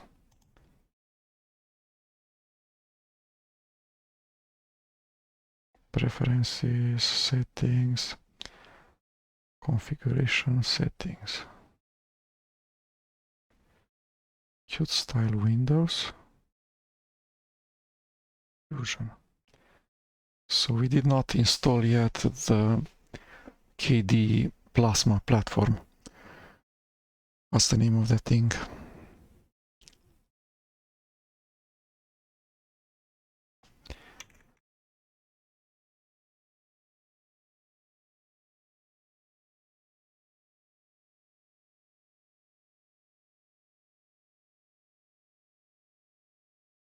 Something with Plasma integration. This thing, Plasma integration.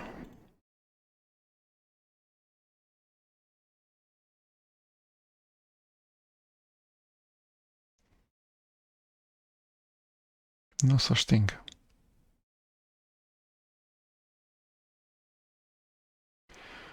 Okay, we'll live without it. So what do we have? We can connect to the NetBSD machine, virtual machine, via OpenSSH. We can also connect via VNC, so we can ignore this thing. We don't have to configure an X server. We don't have to configure the ugly mouse, etc. Okay. We have resize. We have copy paste. And we can start the KDE applications by starting console. Where are the fonts? Way too large.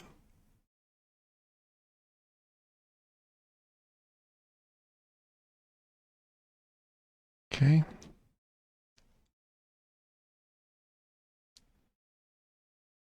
Why don't we have other widget styles but Windows and Fusion? The breeze, don't we have the breeze in here?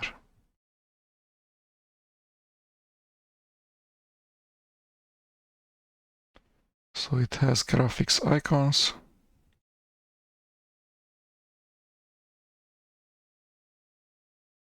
And that's it.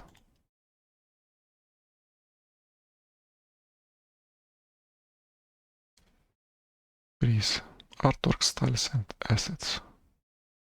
Can we install this thing? So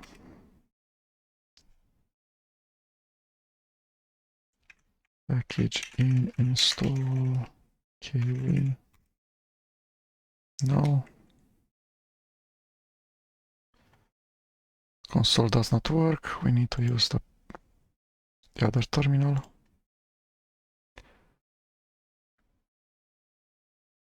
So package in install breeze.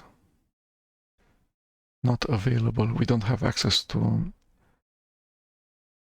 WIP to WIP.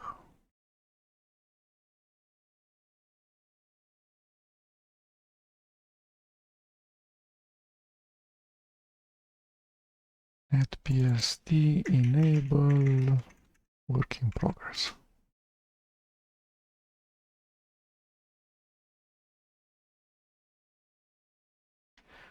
It's another thing, so it's not package src, but it's package src minus work in progress.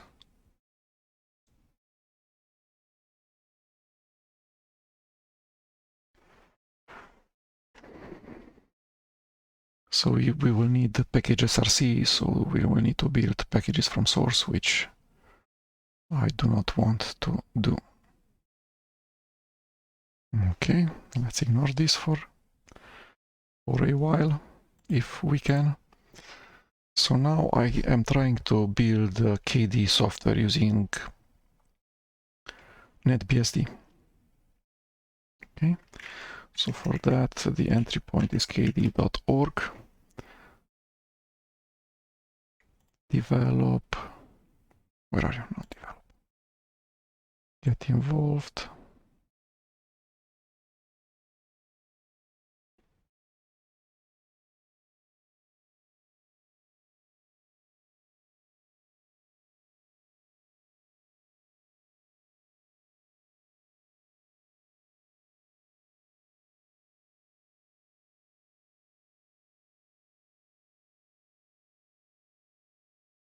Okay, get involved development.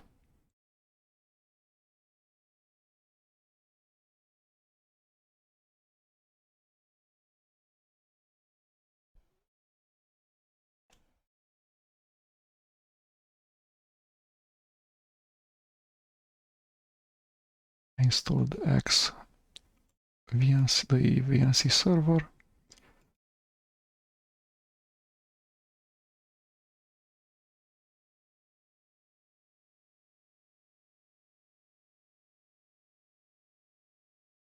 Okay, this is the installation page. So let's see what do we need here. So we have Git. We need CMake. How do we edit the fonts to make them even smaller? So there's Oxygen. Let's go with Breeze.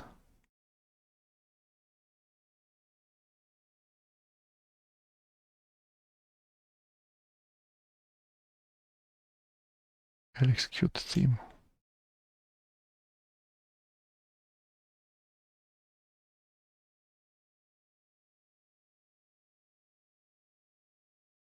Okay, fonts. Even smaller than this. Cursor. No cursor themes. Okay.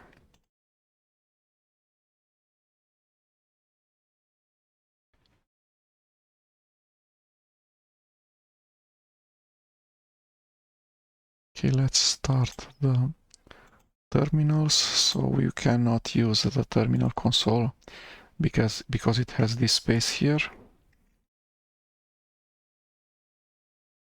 So it doesn't have auto completion, etc. But then we can use the other terminal, which is called QTerminal from LXD.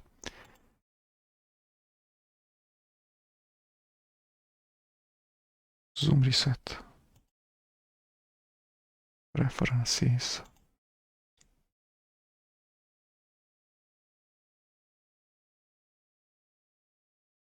Doesn't it have Noto?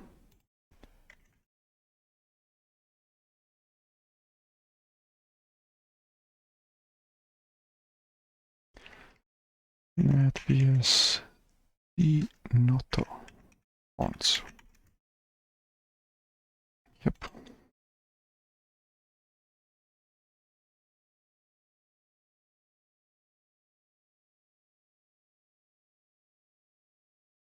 Noto minus fonts.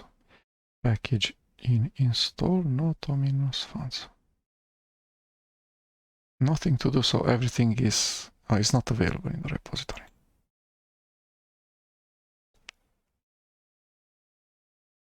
FTP.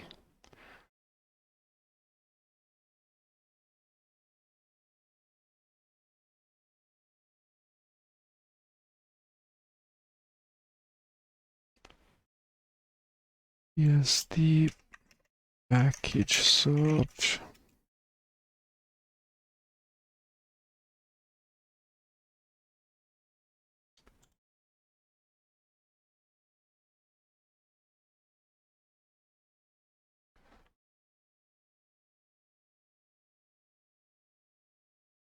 Whoa, this is going to be a problem. The page is too long. Okay, how do we search still? Packages, available packages.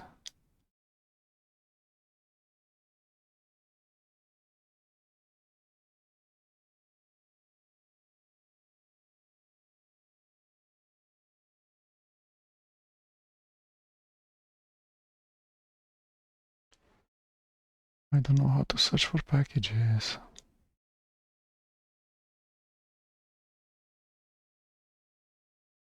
Fonts. Okay. Noto this, Noto that. There's Noto fonts and Noto TTF, and it says there's no Noto fonts. And auto completion doesn't work. History. Okay, what can we do? Install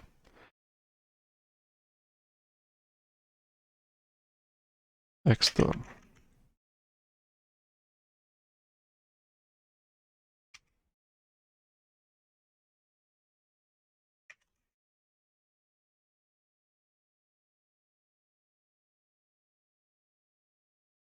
I'm a super user, so I need to exit. Control D, extern, and okay, do you have history? At least you do have history. Wow. Okay. So package install -ttf.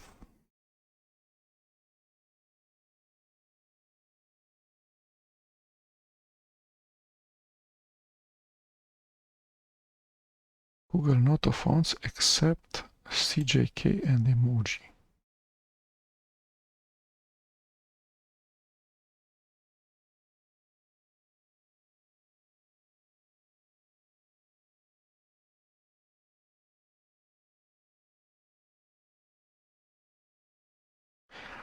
This might be a thing in package src, but not be a thing in, not be a available binary package. Possible.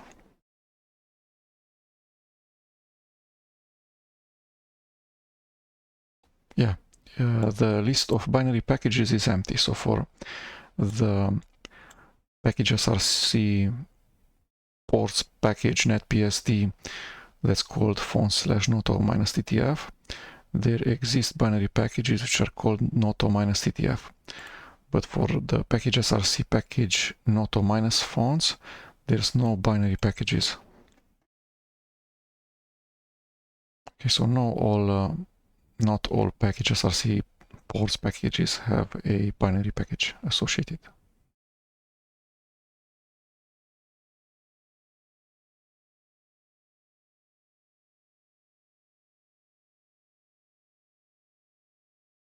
Okay.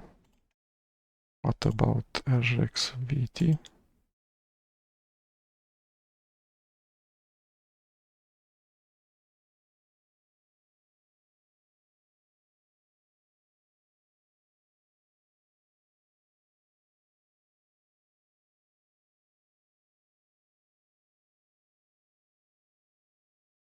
Execute start menu is not working anymore.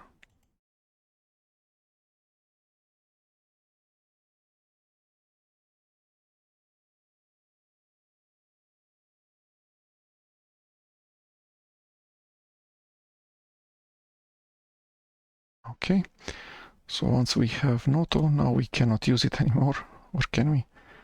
Maybe we can for the KDE applications. We'll see if we can start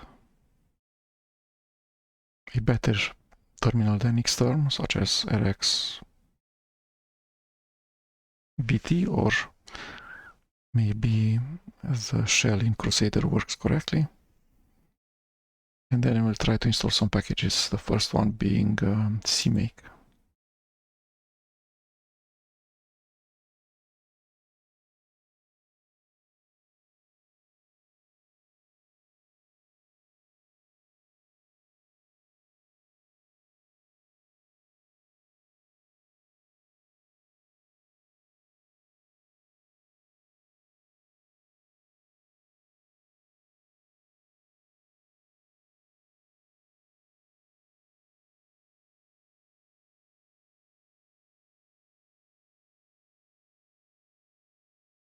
So 4 megabytes per second is not that great for the download speed.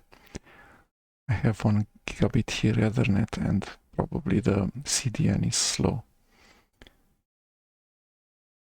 The repository for binary package for NetBSD 10.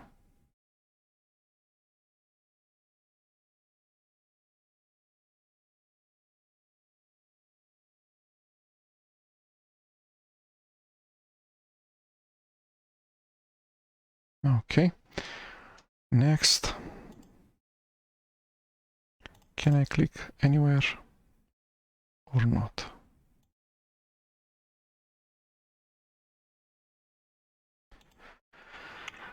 LX. What was the name of the terminal?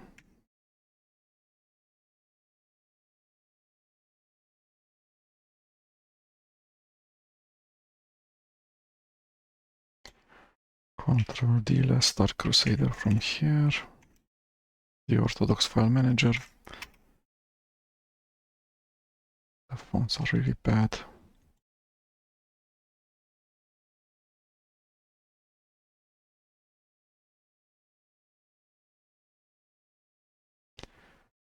Okay, how to start?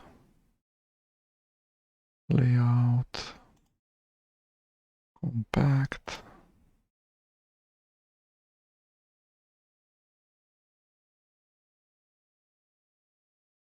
The smallest possible size for views.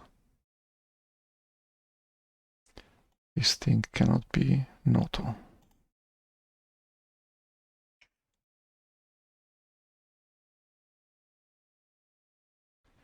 Noto sans. Okay. Else.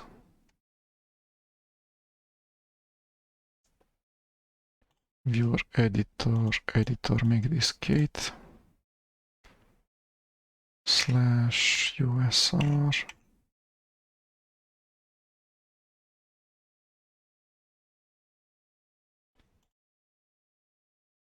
/package/bin.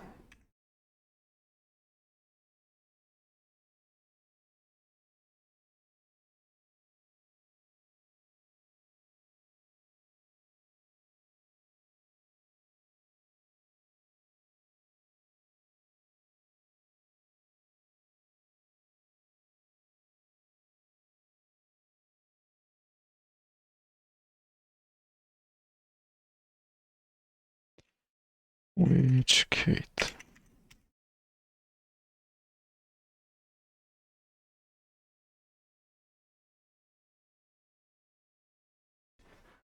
Apply.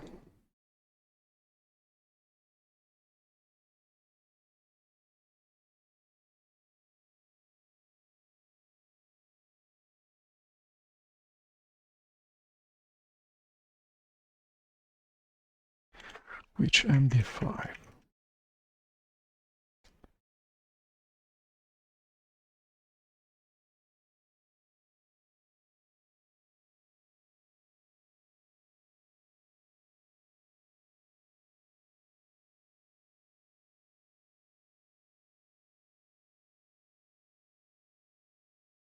Fonts.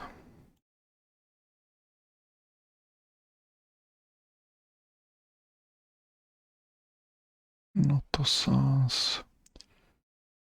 It.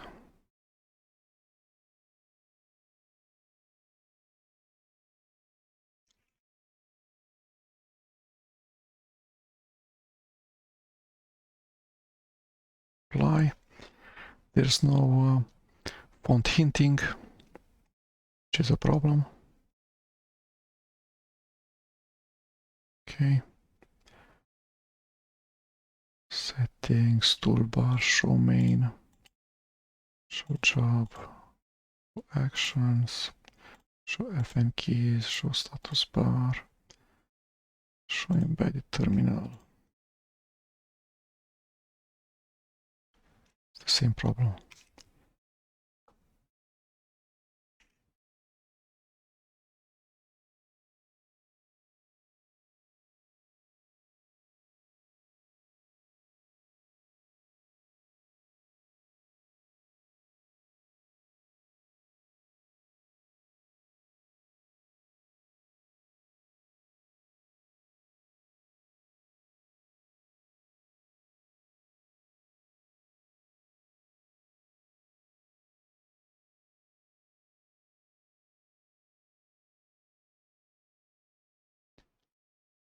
Console scrolling.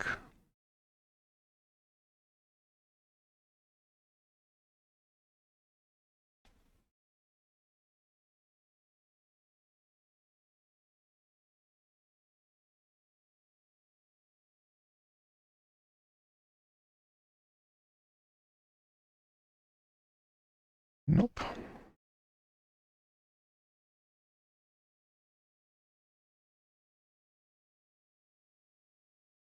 Okay, another big giant problem. I cannot use the terminal control from KDE, this thing. And I cannot use Crusade Conqueror or console, the KDE terminal. LXQt has crashed.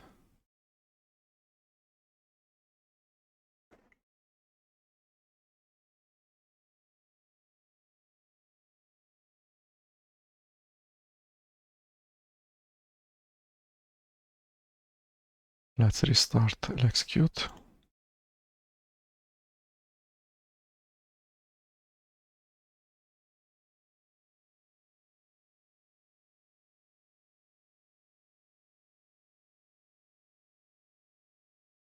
Connect again.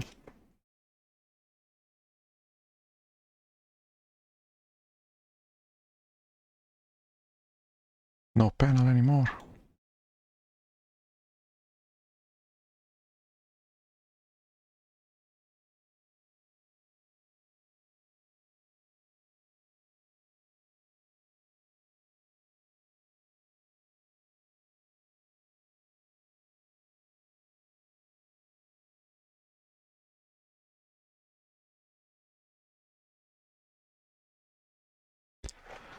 Alt F2. How do we open the runner? LX panel. Qt panel.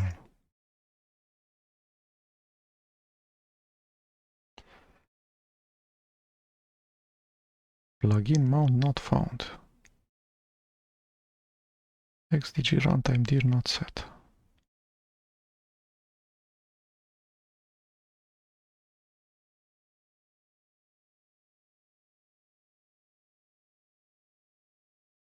Force audio was built without capability support. What can I say? Without this I cannot switch tasks.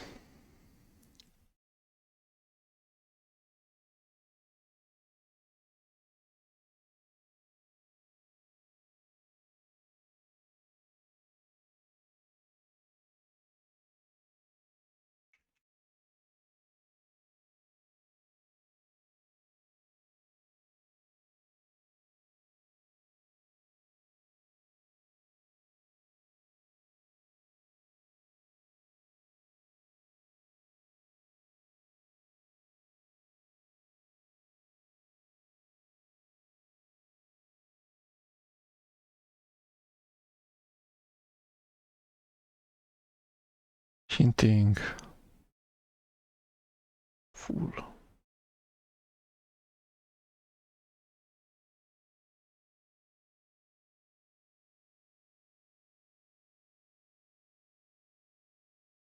Okay.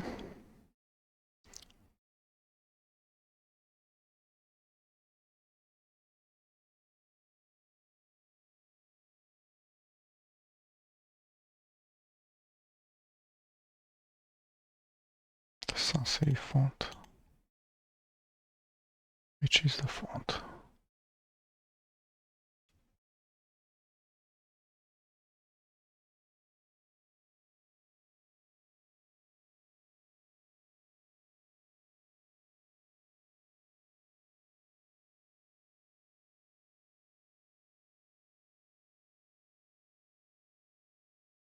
Cursors.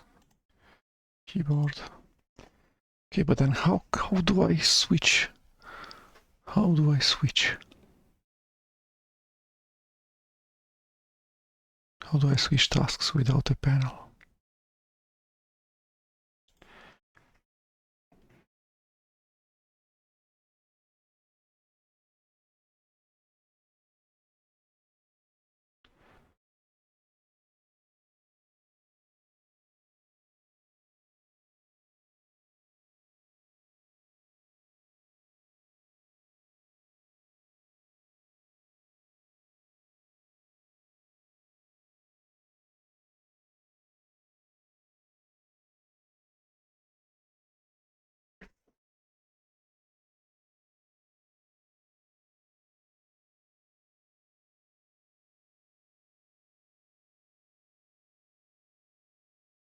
Okay, just a second. Without switching apps, I cannot continue. I needed to reboot the virtual machine because the DBAS server that was behind the LXQt panel was being held. So that's why LXQt failed to start. And then I tried shutdown -r now, and that totally destroyed something. So I needed to forcefully shut down. So from the virtualization software word manager, I need to go force off, and then I needed to start the virtual machine. So shutdown -h now works, but shutdown -r now does not work. And this is the virtual machine, which is the defaultest test scenario and the best supported hardware for NetBSD. Okay. So let's start UXstorm. Okay, UXstorm. Let's do our things in here. So we need Crusader. Where are you hidden? This thing. I've configured it, all configurations were lost. I know how that happens.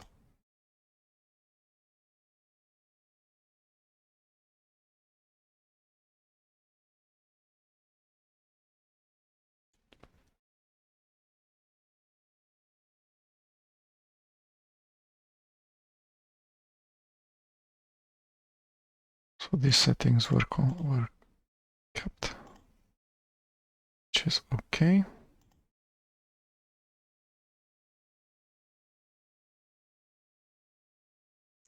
Looks okay.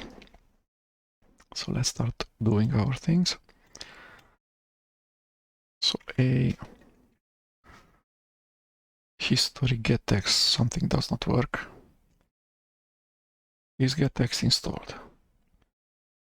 So package install, not gettext, but readline.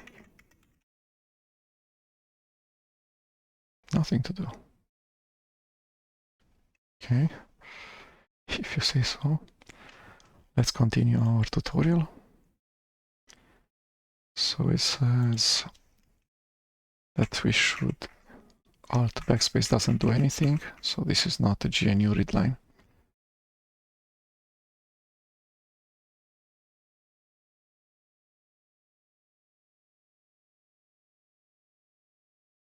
Devel readline. GNU readline.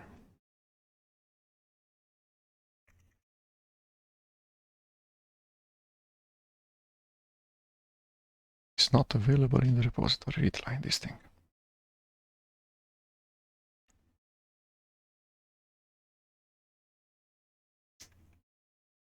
Alt backspace. Set -o emacs. Nope. Control A. Oh, interesting. Something works. Package install. In here we need to put what? We did the fonts.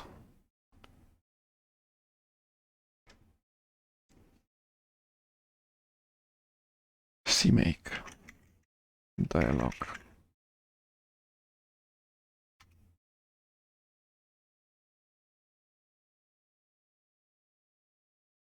Okay, extra CMake modules was installed for sure because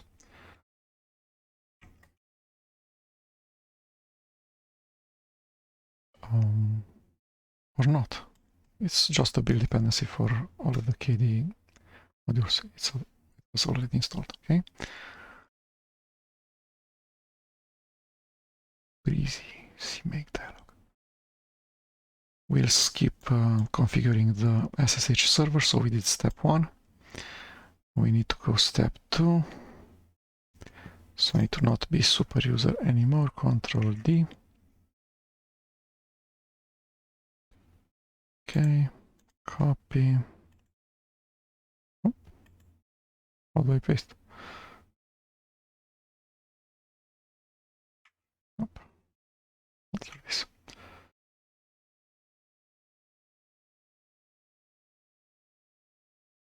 Okay. Unable to access SSL certificate problem, self-sign certificate in certificate chain. What? What are you saying?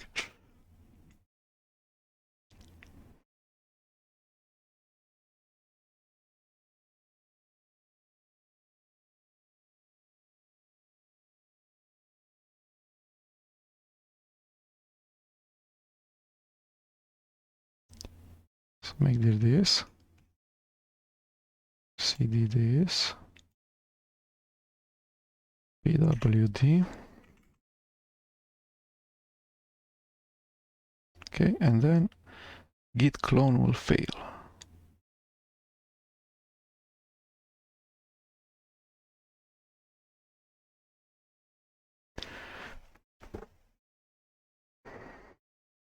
Great.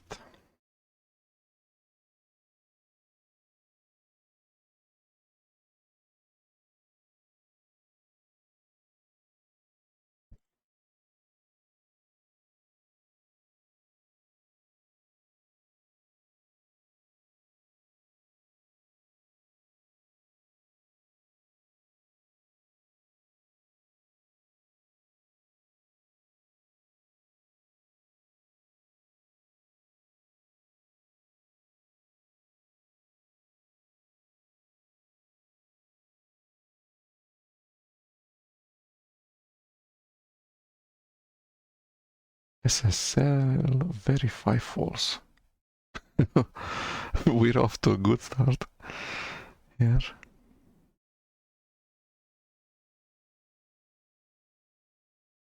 Okay.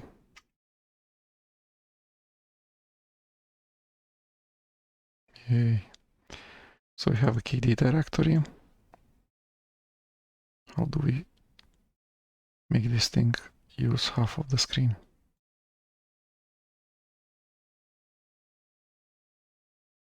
Okay. And what's next?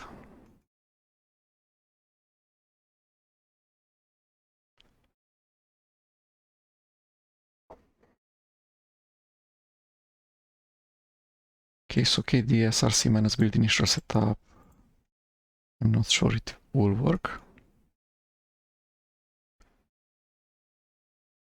Is a directory. What? I didn't change the directory, okay.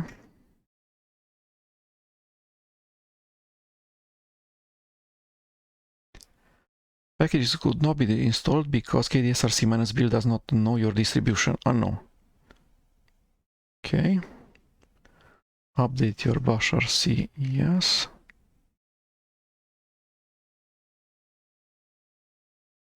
Okay, next. Okay, and then middle click paste. Let's see how the configuration file looks like. Include dependency true, correct, KDE user correct, KDE src correct, KDE build correct. This thing should be debugged. Okay. And uncores should be maximum possible 15. The rest are okay, Control S. Okay, what else?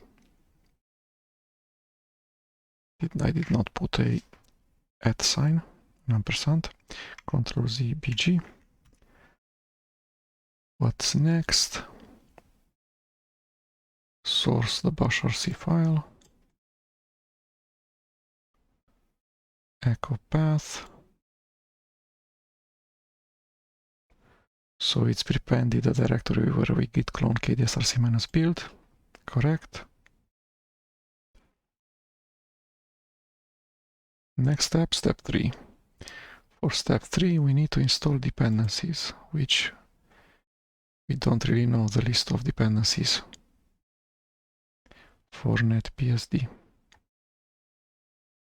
Okay.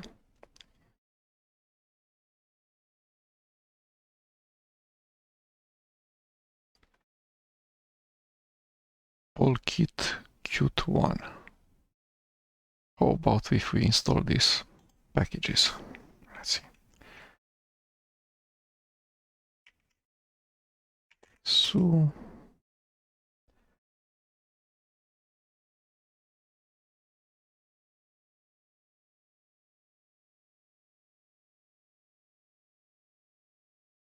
go.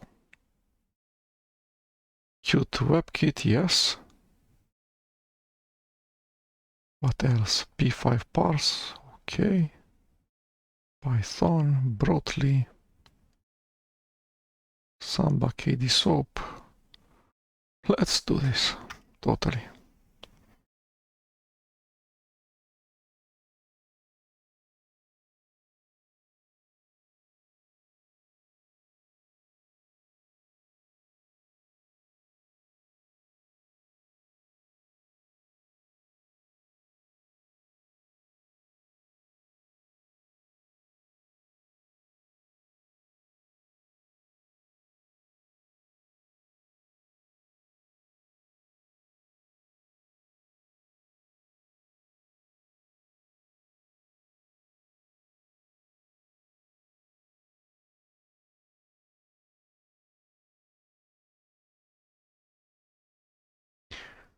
Okay.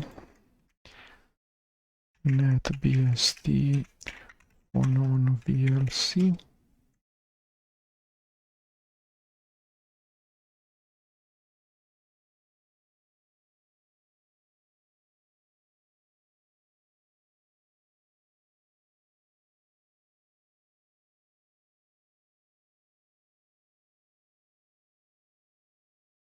Active Directory, SMB. Oh, ton of messages. So let's see. WebKit needs GStreamer. Plugins, libav. And we install the plugins bed.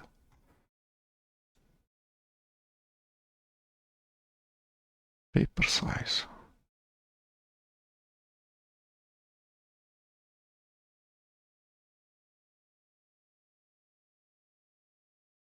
libtheora. Okay, interesting.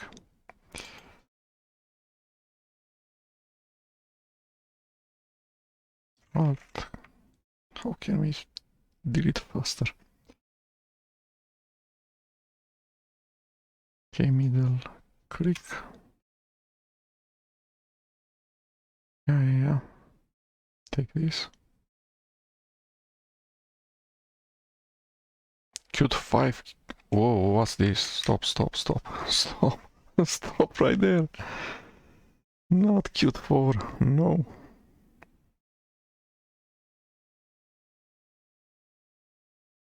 Did we install Qt4 already?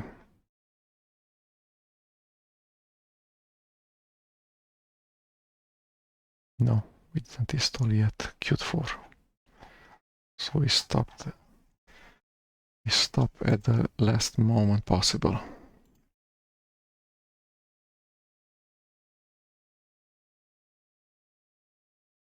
Okay, next.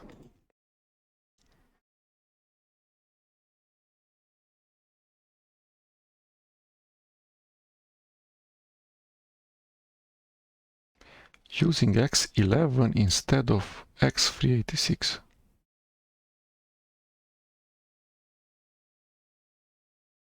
Okay, I don't need to do anything. Who knows how old this page is? Okay, so I don't know exactly what dependencies to install because nobody tried to use kdesrc-build on NetBSD before. Okay, so next. Step 6, kdesrc-build something. Let's do that.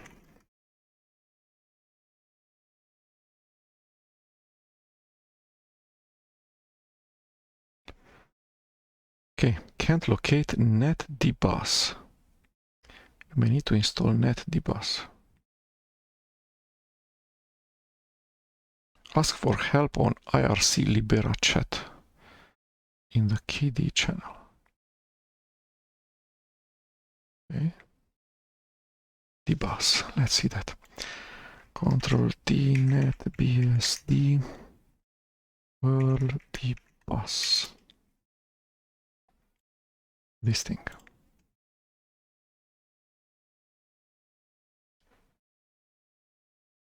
Package in, install.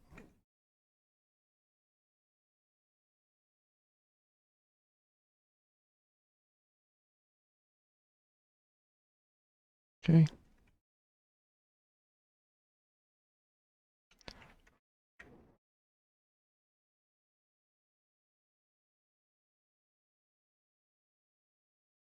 What the heck? kdesrc-build frameworks.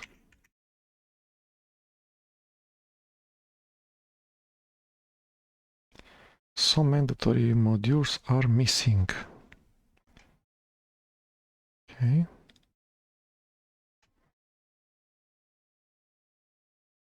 NetBSD Perl SYCK.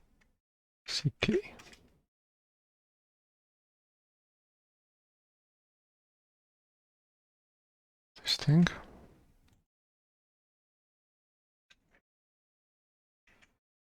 So package in, install this thing. Control F, YAML, try again. YAML PP, YAML tiny, YAML XS. So let's do also P5 YAML.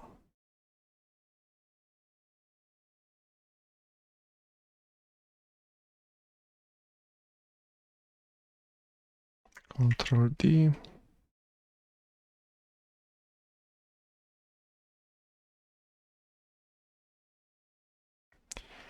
Next, unable to find what's this thing.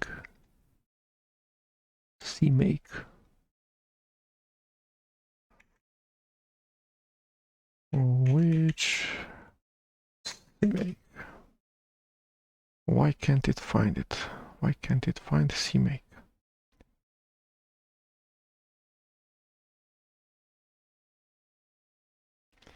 CMake or make? What is this in fact?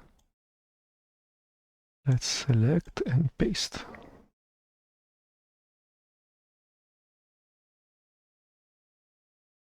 QMake. Whoa. No, this is the bigger problem.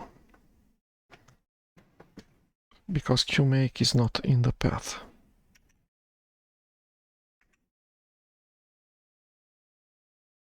Okay. So we need to edit the environment variables. So we have text for that. It says that Qt is installed in /usr/package/qt5.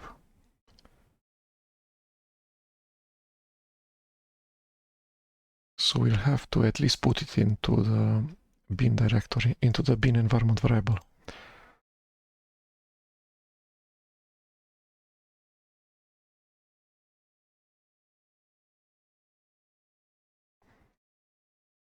Yeah, so there's a bin directory here.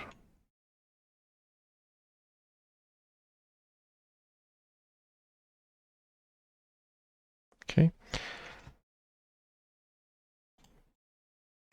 Max /.bashrc. In here we need to intervene.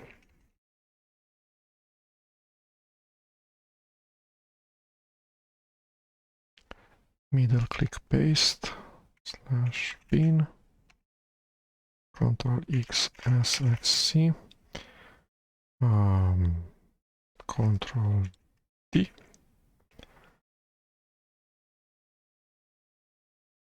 do xterm again. Who am I? Echo $path. Okay, which we make correct. kdesrc-build, and do what we did last time, kdesrc-build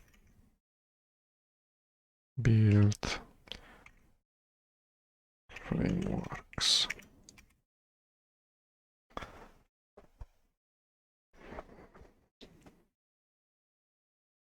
Whoa, and it built the first KDE Git repository extra CMake modules.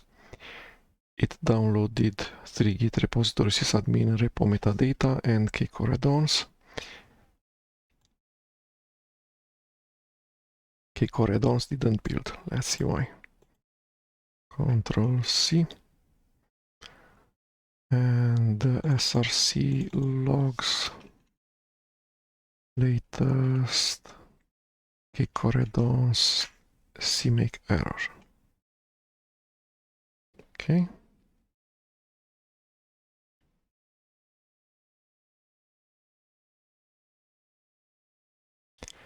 NetBSD is not supported by kcore add-ons. The list of supported platforms is Linux, FreeBSD, Windows, macOS, Android. If you think this is a mistake or you are working on enabling the platform, please build with the kf ignore platform check a variable set to true. Which variable? A CMake variable or a environment variable?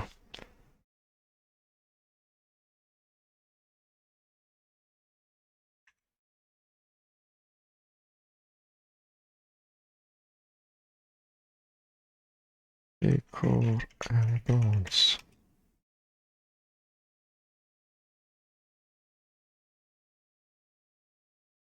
Okay. What's now?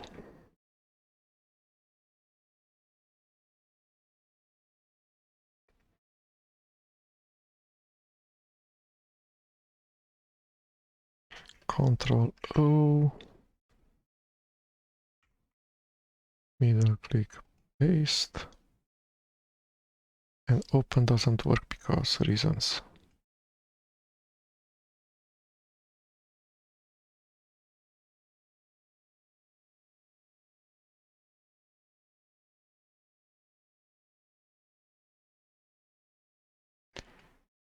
Okay. Kcore add-ons latest error in CMake. So it still doesn't like this. So we need an variable, a CMake variable. How do we do that? Kcore add-ons, CMake list, txt.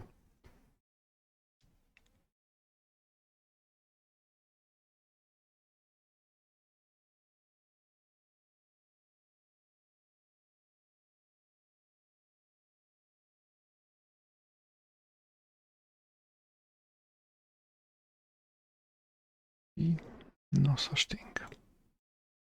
Let's search it on my machine.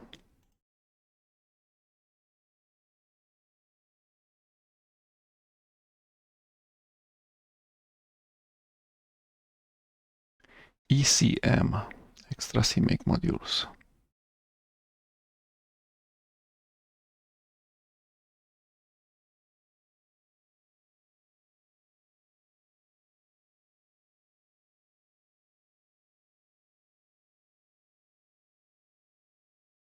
Does it have a setting here?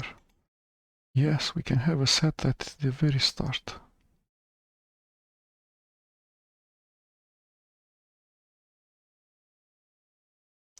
Or we can edit extra CMake modules.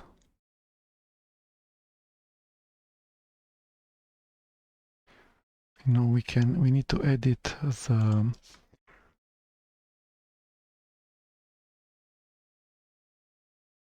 the what?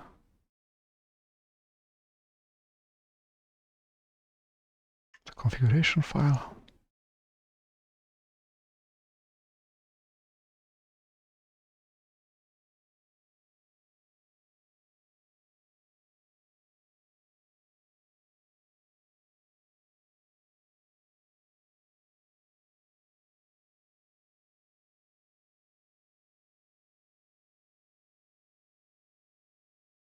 K5, Qt5, build include F4.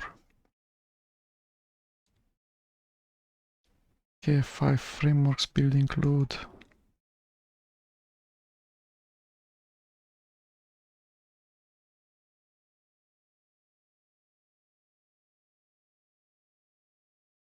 Frameworks, this thing. And we need to set an extra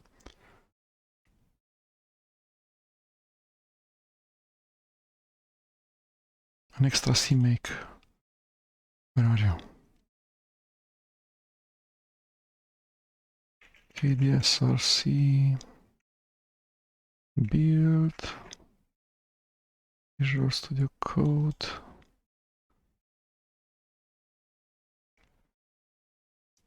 And first to include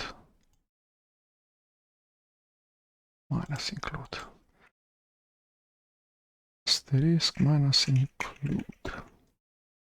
And in here select CMake.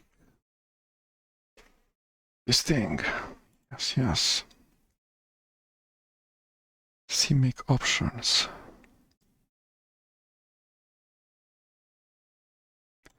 And they're all with D.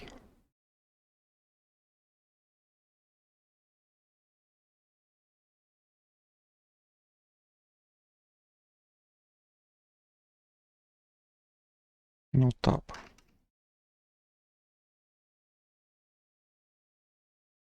No space.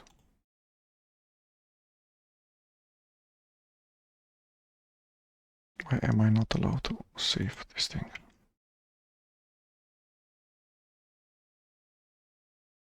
Okay.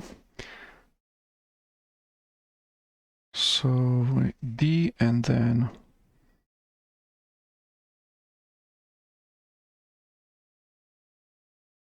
where is it?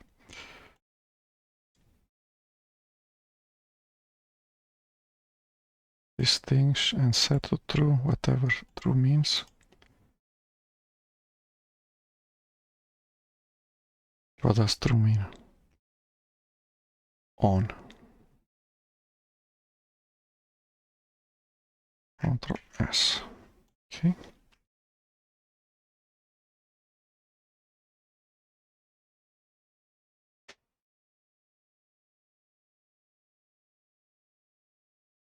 And compiling.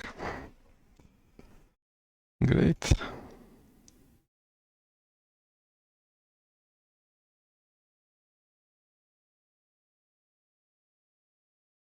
Okay, but the compilation failed. Okay, let's see why. Log latest. Okay, core add-ons. Error F4.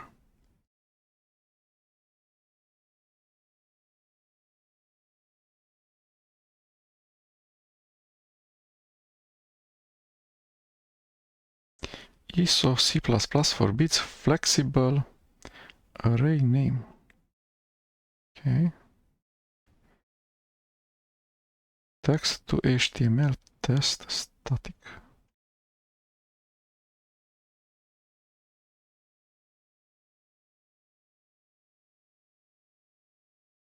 Error template argument 1 is invalid.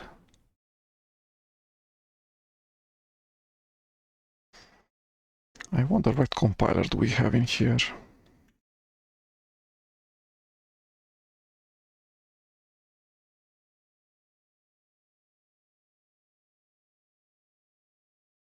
Let's see what compilers do we have in here.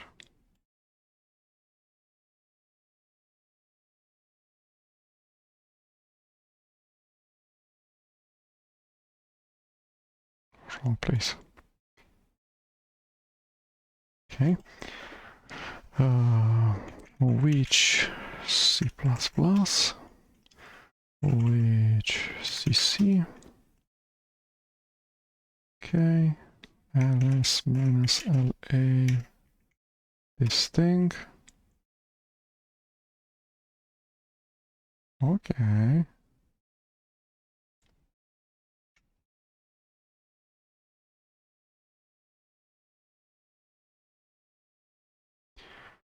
CC minus help NetBSD. What is that?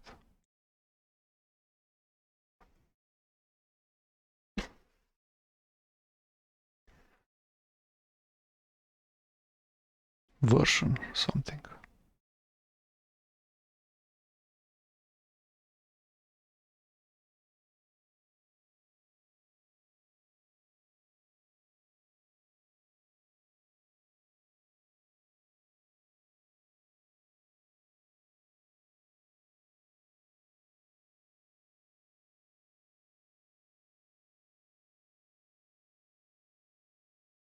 I totally don't know what this thing is. So let's install GCC if we did not already.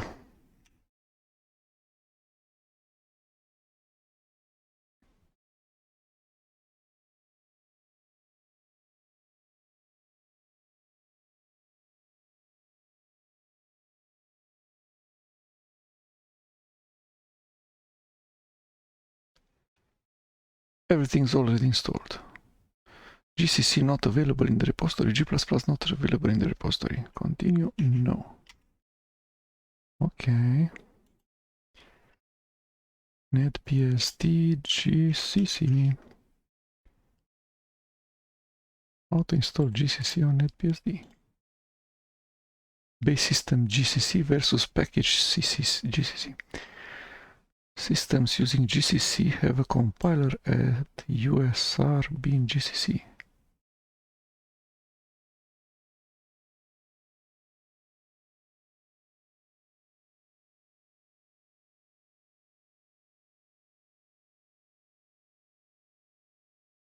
Typically too old. Okay.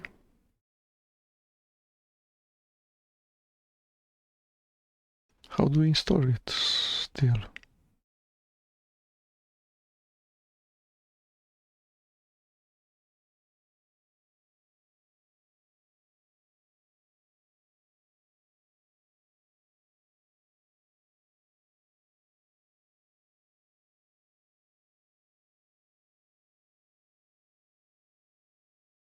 Comp package, I did that. What else?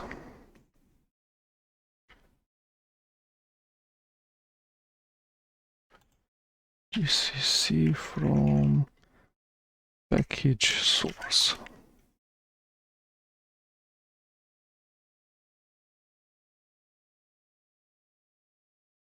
Okay, what's this?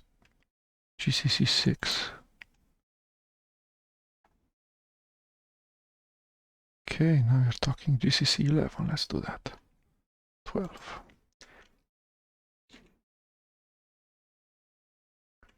GCC 12. Go. Yes. So I guess this thing contains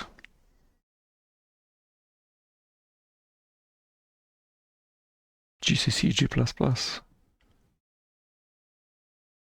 the C compiler and the C++ compiler.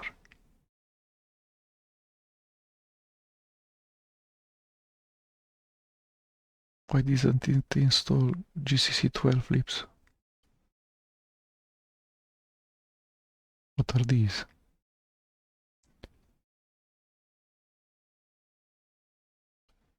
GCC support libraries in a specific location and allows packages to depend on just the libraries rather than having to pull in the full GCC package. I don't know what that means. Okay, so which -a G++? Nah, not good.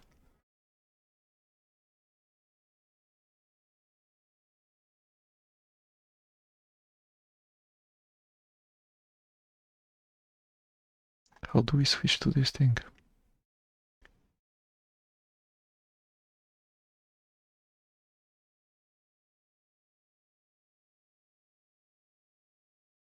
Just a second, let me be back. Okay, so we'll have to stop here because all of Qt and all of the other C++ libraries on which the KDE Git repositories depend were built using base GCC, so the GCC that's in the NetBSD base tar balls, okay, which is in /usr/bin/cc or gcc or somewhere. And now I have installed GCC 12, which is probably installed into /usr/package/gcc12/bin/gcc. And I'm not sure that building all of the KDE Git repositories using GCC12 and Qt and all of the other dependencies, having them built with, I don't know, GCC 4.8. I'm not sure if that thing will work, if the final executables will link correctly and the dynamic loader will be able to start them correctly without crashing instantly. So this is me creating a NetBSD virtual machine in Word Manager QEMU, connecting to that virtual machine using SSH and VNC, installing many KDE apps such as Crusader, Kate, Console, and installing startlxqt because kwin does not exist in the NetBSD packages. Also, Plasma integration does not exist. The default KDE Plasma theme also does not exist. Probably not even system settings exist. Let's search for that. NetBSD KDE system settings.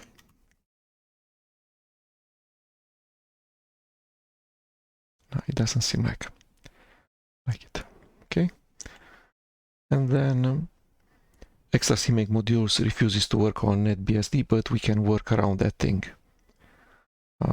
Console and LXQt terminal don't work because I cannot navigate the history, the same as for the embedded KDE terminal. So this thing, I press up arrow key, and instead of writing the last command, it's putting A's.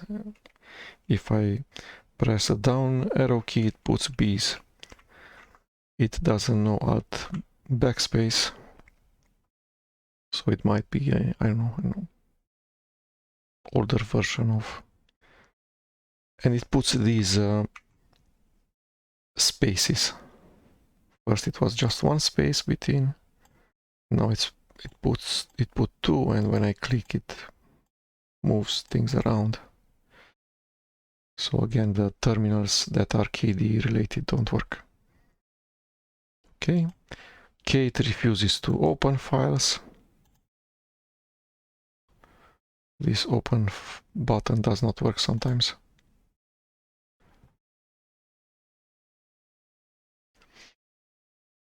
Okay, so enough of my adventure. Thank you.